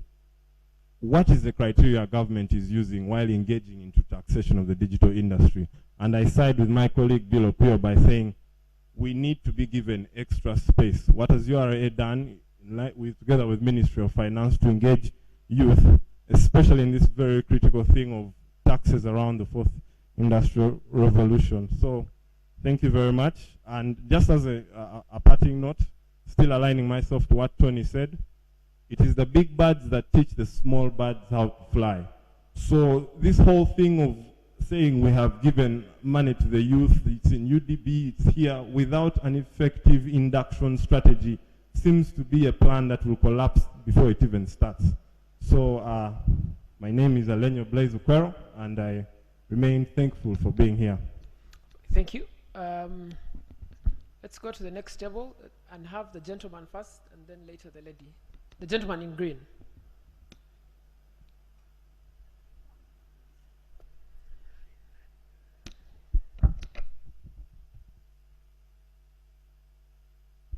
Thank you so much, moderator. My name is Africa Chiza, and I work with SEATINI Uganda. I have a comment on digital taxing the digital economy.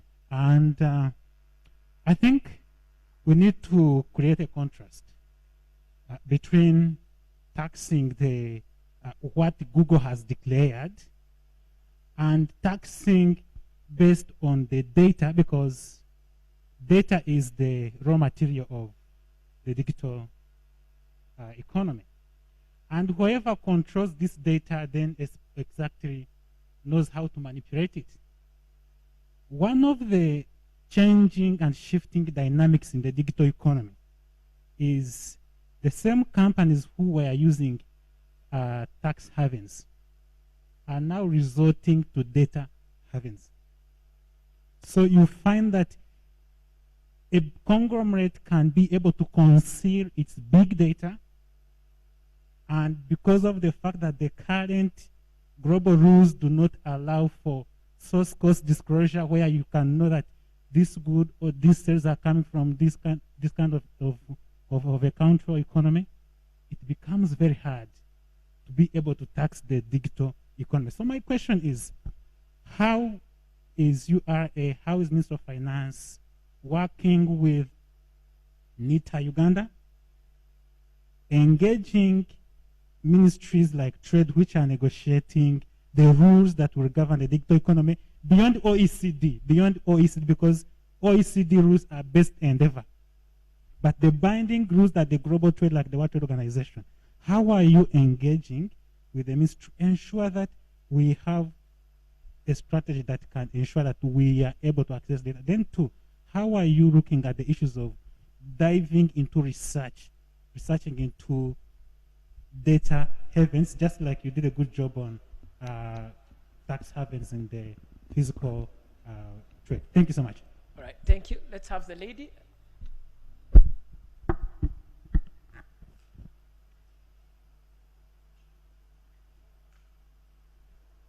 Thank you very much. My name is Barbara Catherine again. So I'm going to talk about SMEs, how we are affected with tax. It's a chain of production in SMEs. So when you say, I'm going to talk about the practical part. For us, I'm in making clothes. So if you don't tax us, but then you look at the businessman who is importing these materials, still it's coming back to me. Because currently, I'm going to talk about like before the pandemic, we had so many people who are bringing in fabrics. And I was at a level of looking at maybe having a factory because fabrics were cheaper then. But after the pandemic, many of these people were highly taxed. And we went back down there, you find most of the businesses are closed. So the people who are bringing in fabric right now are really expensive.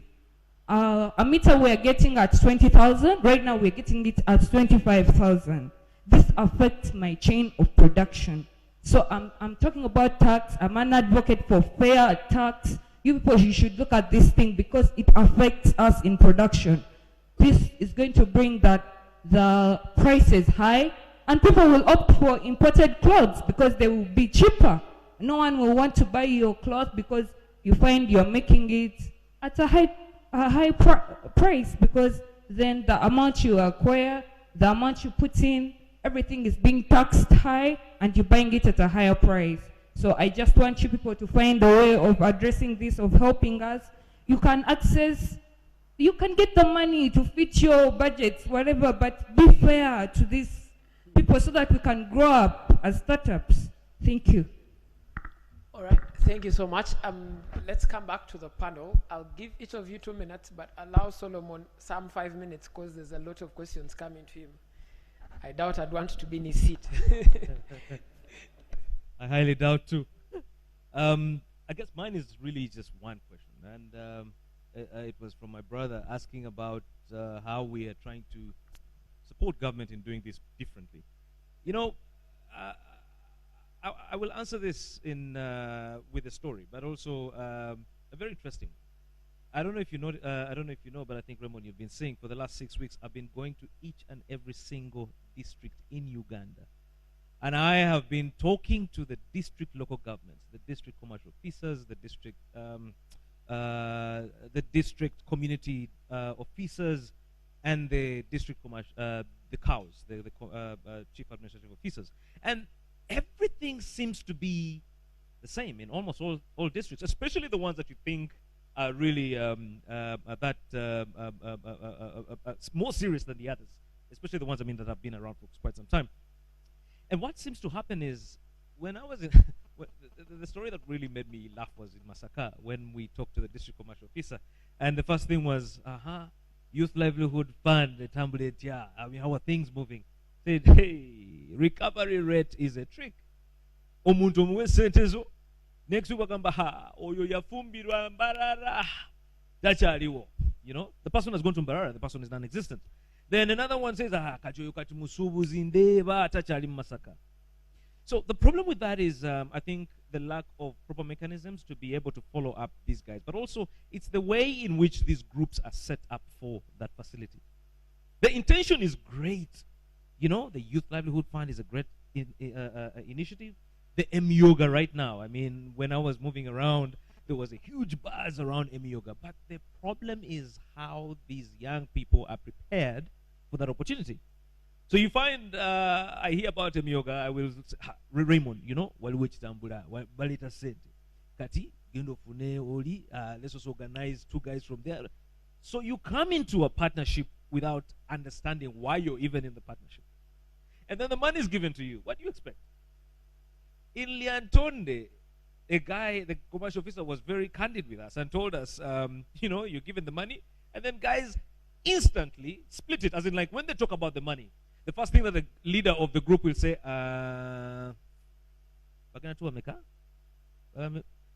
okay,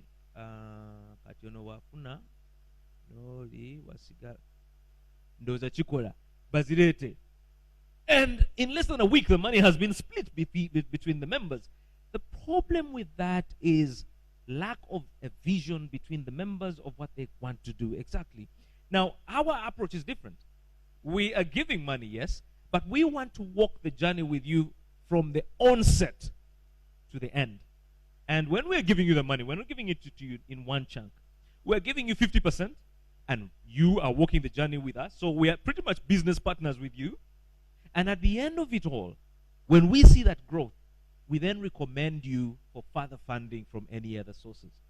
That, for me, is the best way in which you can actually have a lot of these young people getting their businesses better, but also understanding what it takes to do business. You know, not everyone is an entrepreneur.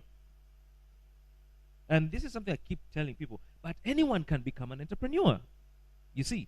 So it's very important for us to share these ideas on how to run a business. Financial planning, simple things, you know. I mean, if you ask yourself, you know, let me just end with this simple story. We were invited by the African Development Bank, and they asked me to take about 30 SMEs to Strathmore for 1 week of training, enterprise development training. We were in the training room, and in our opinion as the Ugandans in this 60 classroom setup, we're asking ourselves, why are these guys learning the basic of basics?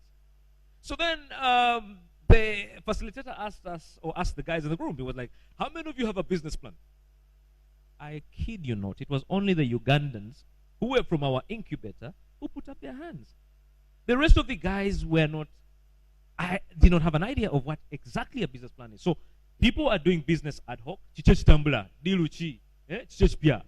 attitude. Yeah? So because of that attitude, they are not actually seeing their businesses beyond a certain point. So they cannot plan for 1 year, 2 years, 3 years. But also what was also interesting to learn was, because again, at the incubator, before you graduate, and again, I will encourage a lot of you young business people here, young entrepreneurs, to come and enjoy our facilities free of charge. We do not care whether you bank with Stanbic or not. But what's interesting is we make sure you have a business plan, because the business plan is your dissertation and also the best way we can follow you up during the 1 year of coaching and mentorship.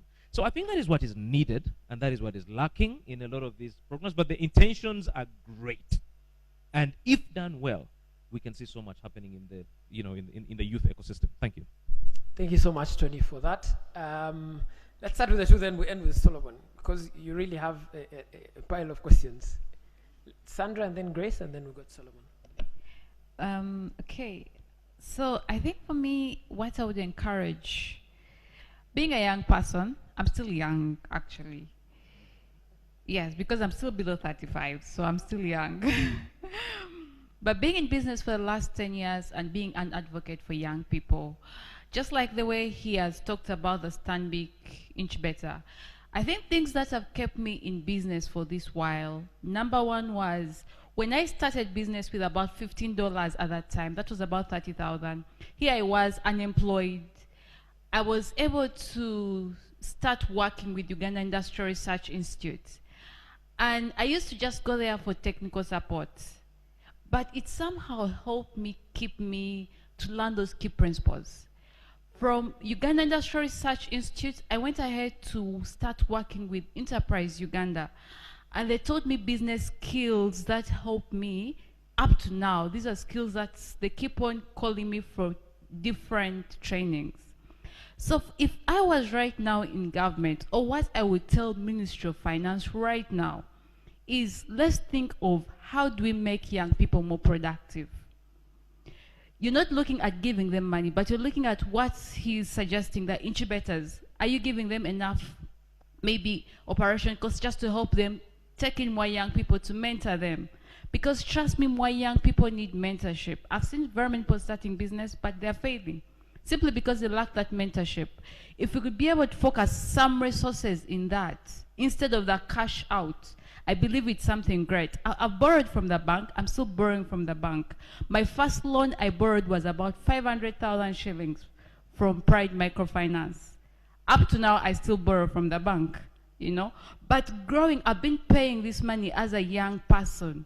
Right now you can give me 100 million shillings, 200 million, I'll still pay you back, But that has been a discipline I've built over time. And trust me, I believe more young people can be able to do it if we think in that way. Then the other thing also I would tell the taxman is think about still, how do I help this young person? Don't think about how much taxes I'm going to get from that person. Think about how can I help this business thrive? Think about how can, if you're able to think in that way, we're going to have so many businesses that will just say, I'm ready to pay my taxes. I comply. I comply. Each level I reach on, I comply. I pay VAT, I comply. Each level. But it has taken me time because there's this support you're giving me. Then also for the market, for the policy makers, I think to Ministry of Finance still, I don't think right now the finance is good. If you want microfinance, you're able to access it. But right now, for example, if I'm looking for between $50,000 and above, it's a very tight market to get in. I know you've talked about UDB. I've been in UDB for so many times. Right now, yes, I'm negotiating for equity financing. But for the other finance, they'll ask you for security, for collateral. Plus, my enterprise has a social element in it. So really, most of the investment was more in the quality of the product, more into ensuring the systems are operational and better. So I did put a lot of money in buying, let me say, land in this. So you find when you're going to borrow, you may lack that security, which I know it's a policy. You have to have a security before you pick this money. So also it's the same thing I would suggest. I would suggest more other loans like social loans, where you're looking at an impact more than just looking at, giving out that money, like what he was talking about earlier on. I would also suggest more seed capital to young entrepreneurs, people who are starting up. Let's do the pitching. I won UNCTAD 2016. At that time, it was a global a global competition which I won, and I represented Uganda. And it helped me a lot into pitching, you know, and that's how I won my first pitch. So let's be able to encourage the seed capital also. But also, I think for the young women, you know, when a young woman is making money, just like someone said earlier, he talked about it when he was making his presentation from Action Aid. He talked about when a young woman makes money, she's not just thinking about her family. She thinks about community. She thinks about her workers and all that. I so much believe, let's put gender. I'll be honest with you. I went to a place where they denied us money, and simply because I was a woman director. When they looked at the document, they were like, Sandra, we can't give you this money. You're not yet married, you know? And they couldn't give me the money. They refused to give me the money. And that's because I'm a woman. You get it? So I wish we could take out all those notes that will hinder people's progress in this journey of entrepreneurship. Trust me, the taxes will come. As long as you invest in your people, these taxes will come. Thank you so much.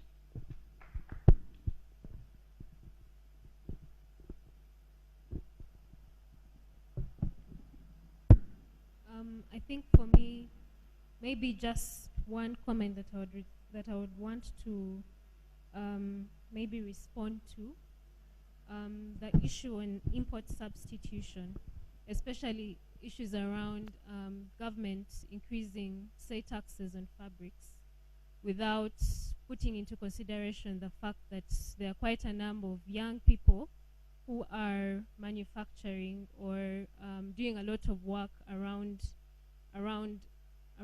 increasing value of the fabrics.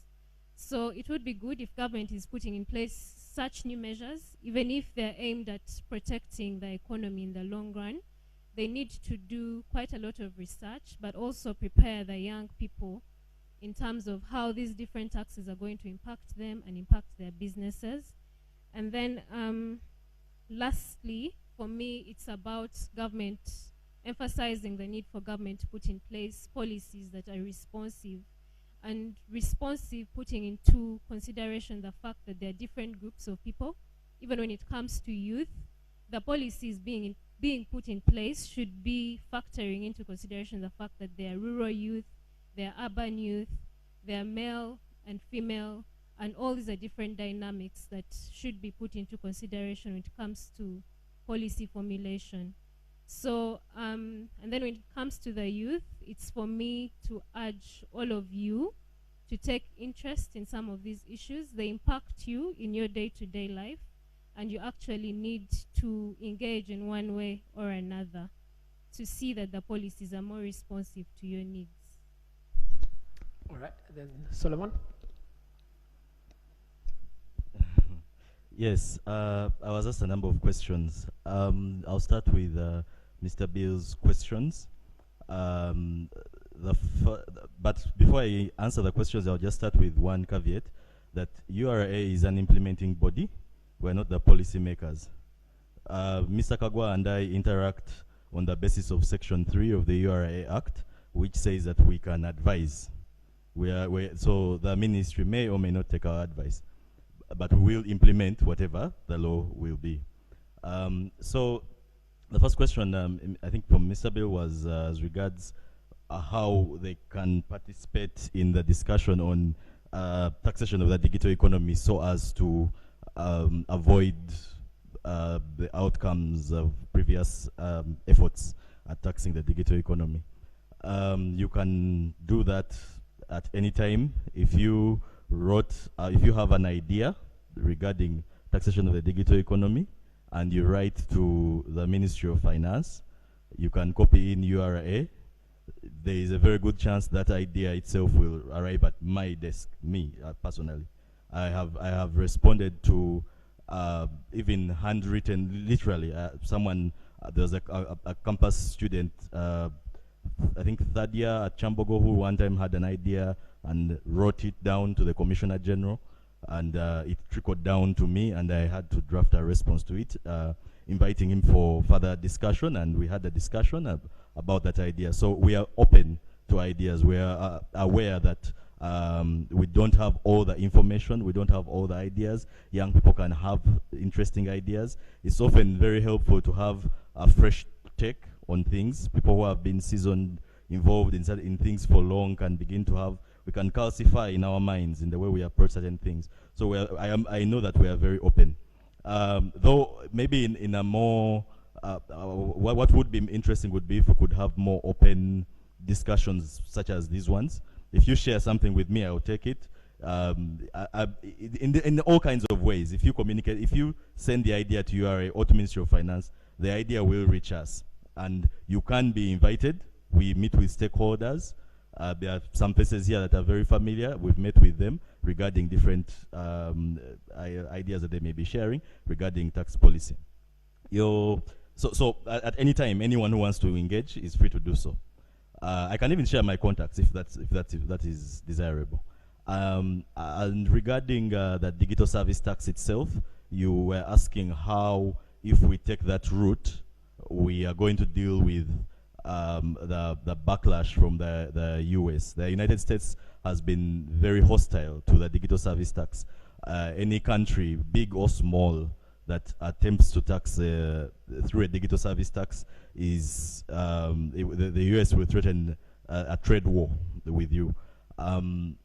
Maybe I can just explain briefly about a digital service tax. Mr. Kagwa explained earlier that the challenge is permanent establishment. We don't have a permanent establishment in the country, so you know, Facebook, Google doesn't owe income tax in Uganda.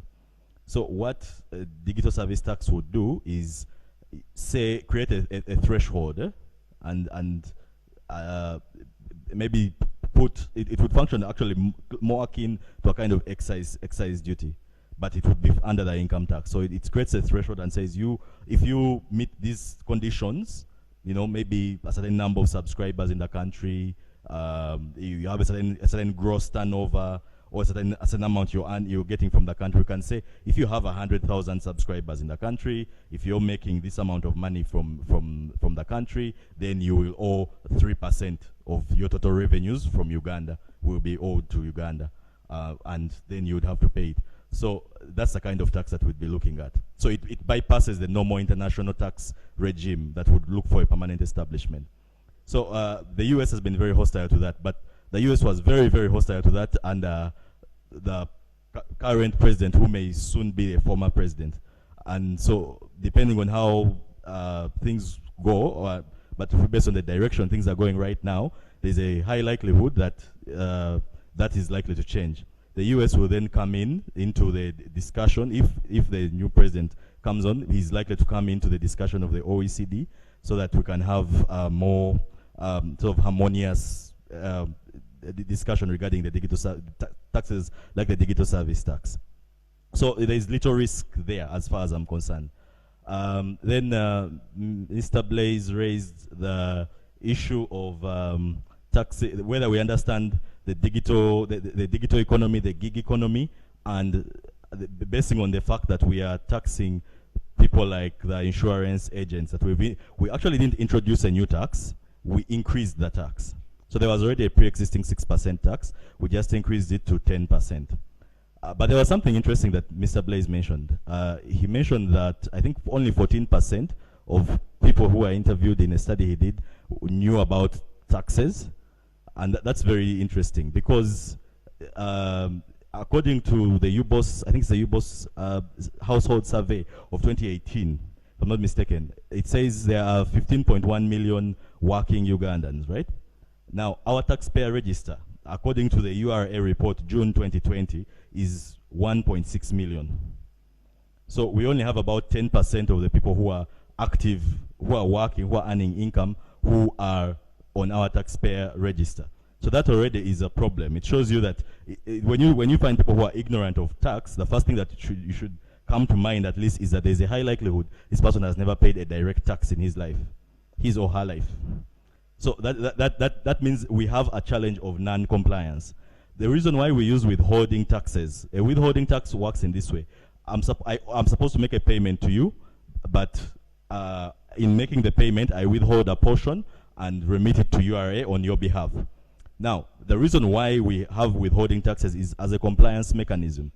The situation will be that the person making the payment is more likely easily found on URA's radar, it is probably a larger corporation, or even if it's an SME, it may be one that is easier for us to trace. Whereas the person being paid may be much harder to trace. So we use our withholding tax to ease as a compliance mechanism, to ease our administrative burden. And that is why it is necessary and why I strongly support it. Now, regarding specifically the insurance advertising agents, when you look at, let's look at the case of the insurance sector. The insurance regulatory authority, if you look at the IRA regulations, an insurance agent can only work for one company at a time. You are almost entirely exactly in the position of an employee. A good number of insurance agents actually even have a desk in the insurance company.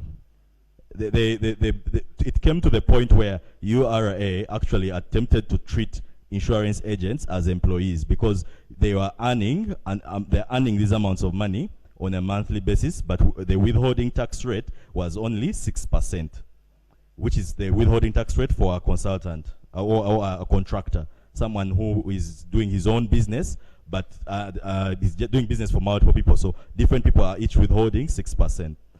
But in this case, you had an insurance agent who is seemingly tied to one insurance company and is almost in the position of an employee. Now, in taxation, a principle that, basing on Mr. Blaze's submission, I'm very sure he's familiar with, and he mentioned he's a lawyer, there is the principle of equity.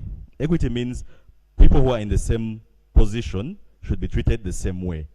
So if the income people are earning, someone is working similar to an employee, another one is an employee, they are in more or less the same position, and they're earning more the same amount of money. If this employee, the person who is treated legally as an employee, is paying 30%, but this other person we're only withholding 6%, then there is some inequity.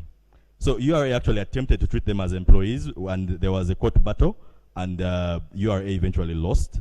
So a different route was taken, and now we have 10%, an increment from 6% to 10%, which in my view, if we look at the facts, is probably still lower than what it should be. We're still not getting everything we should. What should happen, what I would support as regards the insurance sector specifically, would be that we have people who can be exempted from withholding tax if they are compliant. So I would support that being introduced for them, and we will probably look into that.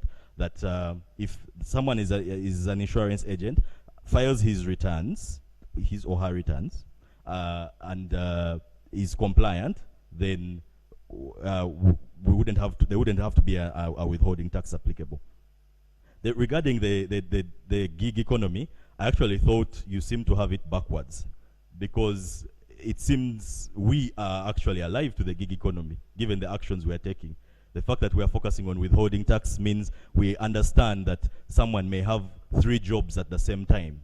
We are aware of that, that's the world we are going into. Perhaps people here are doing that, have more than 1 job at the same time, and you're doing them online or something like that. So we are aware of that, and that's why we are focusing more on withholding taxes as opposed to traditional taxation, which would be chasing after you and getting you to file your income tax return. So the withholding tax may not give us all we're supposed to get, but it does give us at least something. Unfortunately, the gentleman seems to have left. He had raised 2 issues, I believe. One was on how is URA working with other MDAs in targeting the digital economy. It is true we are working with other MDAs as well, and he talked about research as well, but we are working with other MDAs. We are making effort, I would say, to work with other MDAs. We are collaborating with NITA, we are collaborating with the Financial Intelligence Authority, to see the mode in which, first to understand what exactly is going on regarding the digital economy. So, for instance, we would need to understand how much payment is leaving Uganda and going to, say, Facebook. How many people are advertising? So we could be able to access that information from the Financial Intelligence Authority to monitor that monitors movement of money. So we can say, okay, this amount of money is actually going to Facebook. Therefore, maybe we should really place a tax at this rate for Facebook. Or maybe we need, because we may need to consider is the benefit we are gaining from Facebook, because this is the argument the US uses, is the benefit we are gaining from the use of Facebook so great that it overshadows the need for a tax? Because those are the cost-benefit analysis would have to be made, and we will do that before we go ahead and create a final provision that we will submit to Mr. Kagwa, the Director of Economic Affairs. The gentleman also inquired about the research that we are doing on the digital economy. We've actually done quite a bit of research. If you go to the URA website, there is a research, Uganda Revenue Authority Research Bulletin that is put out every year, annually. We have a bulletin of, I believe, 2018. The entire bulletin, it's a collection of research papers done internally within URA. And the entire bulletin is full of research on the digital economy. They're all with various ideas, and we're building on those ideas, and we welcome even more research. Like I said, you can communicate to us. We've actually had organizations send us studies that they have done, which have informed tax policy. Some of the policies that you see are based on studies done by external entities. So we welcome that. And then I think Miss Barbara is her name. She raised the issue of the tax on fabrics. Now, there's this old story of, I think, a man, his wife, and a donkey, where the man sits on the donkey, then the wife walks and people complain. The wife is on the donkey, the man walks and people complain. You just can't please everyone. That's the reality, because people will always complain. Why I say that is because there are those within Uganda, Ugandan citizens, who are very excited that there are higher import duties, that there is higher import tax to pay on those fabrics, because they have fabrics available here. So they are very happy about that. So it's a delicate balance. I agree with Grace's submission that we have to find a way to balance it out. Maybe it was not, maybe the duty is too high. That can be interrogated with factual data. But if studies can be done on that. Personally, I believe a lot in studies. I don't follow so much media or rumor or anything like that. If it's empirically provable, I can buy it.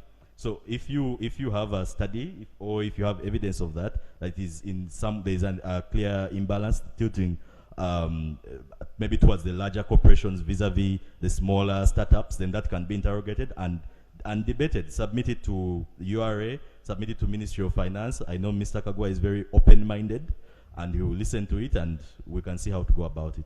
Thank you very much. All right, thank you. There's just one question I think that you skipped on the deferment of tax for SMEs. May not just be a solution, it's a reprieve, but in the long run, the deferment catches up. Yes, a very good one. Yes, I apologize for that.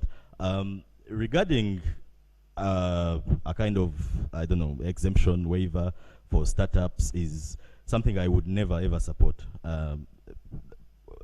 Well, I'm speaking personally, not for not for the institution or anyone else, but it doesn't make sense. It doesn't make any sense whatsoever, because if the person is earning income, it is chargeable income. It has not been exempted by any law.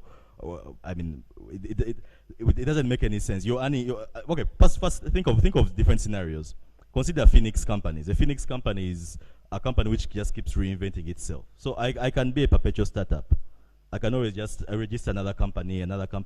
You can have the same shop in Chikuvo just reinvent itself every year as a new company. So it doesn't make any sense. But more fundamentally, the person is actually earning income.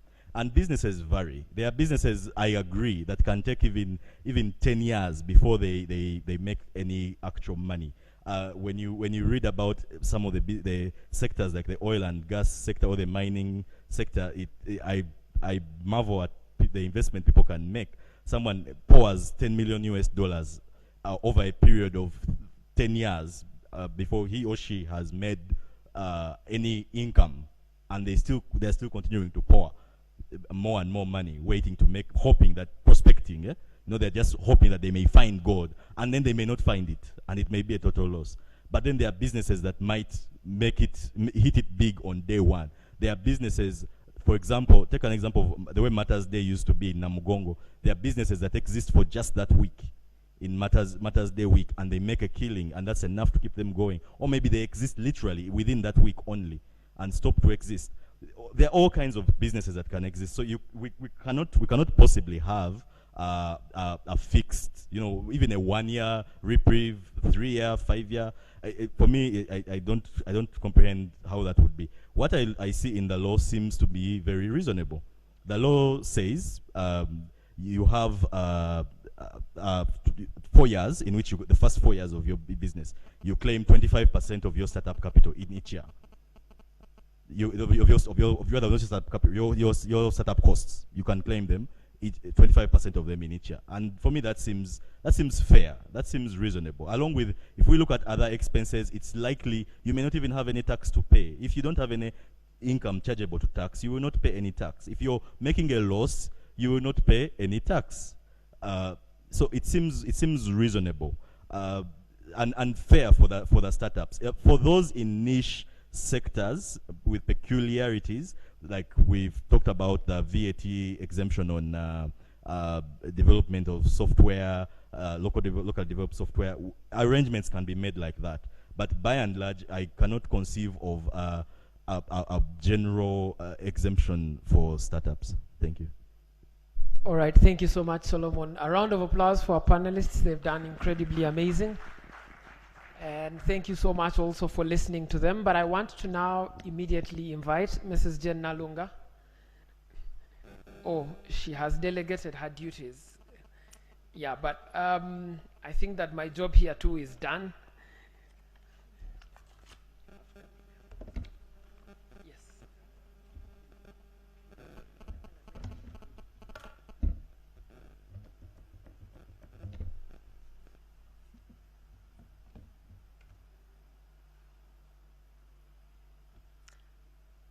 Okay, thank you. Miss Jane Nalunga is delegated to the youth. That's why I'm here. Thank you, Raymond, our moderator. Please put your hands together for Raymond. Once again, our panelists, thank you for a job well done. And I think my role is simple, just to note that this dialogue has taken place at the right time. And I think the youth, most of you have not had the chance to participate, but I believe that your presence here is very critical, and also we note that all your views will be forwarded to Ministry of Finance. Up to now, Mr. Kagwa is still here. It's not that he has nothing to do. He's very, very busy. And I think for me, it shows the partnership that he has with civil society, the youth, but also continuously engaging him. I would also to point out that Mr. Otoa is also very busy. Thank you for being part of us, but also sharing the opportunities, ideally, with the youth. Key takeaways: we are all taxpayers. However, we need to participate in all the tax processes. We need to demand for accountability, and we should not be shy to ask. If you don't know, please reach out to everyone. This dialogue has presented us with opportunities. We are always learning. Some of us have not had these courses, but I can ably engage with Mr. Kagwa and challenge him, and sometimes he takes some of our proposals. Please research and always speak up and engage. That was our byline for today. There are different opportunities that exist at URA, Stanbic Bank, as well as from the private sector. And we've also noted that we need to be mentored, ideally. We need to walk the journey with those who know. We need to have this conversation going on all the time. For us, this is not a one-off. It's part of our work that we do at SEATINI Uganda under the Financing for Development project. We do thank the media team, NTV, as well as the media houses that are represented here, but also not forgetting the SEATIN team that has been part of these preparations. To our partners, ActionAid Uganda, we don't take it for granted. It's not only financial support, but also technical support. And we believe that together we can influence all progressive, inclusive, and accountable tax policies and practices in Uganda. Then I think just to sum it up, but also to emphasize that Ministry of Finance is in the process of collecting admin tax proposals for next financial year. We always, I think we've learned over time that we shouldn't wait for January and February, but the period is now. If a regressive tax is passed next year, well, sometimes it's beyond us, but at least we need to put our other voice to this conversation. And with those so many words, I declare the meeting closed, and thank you for participating.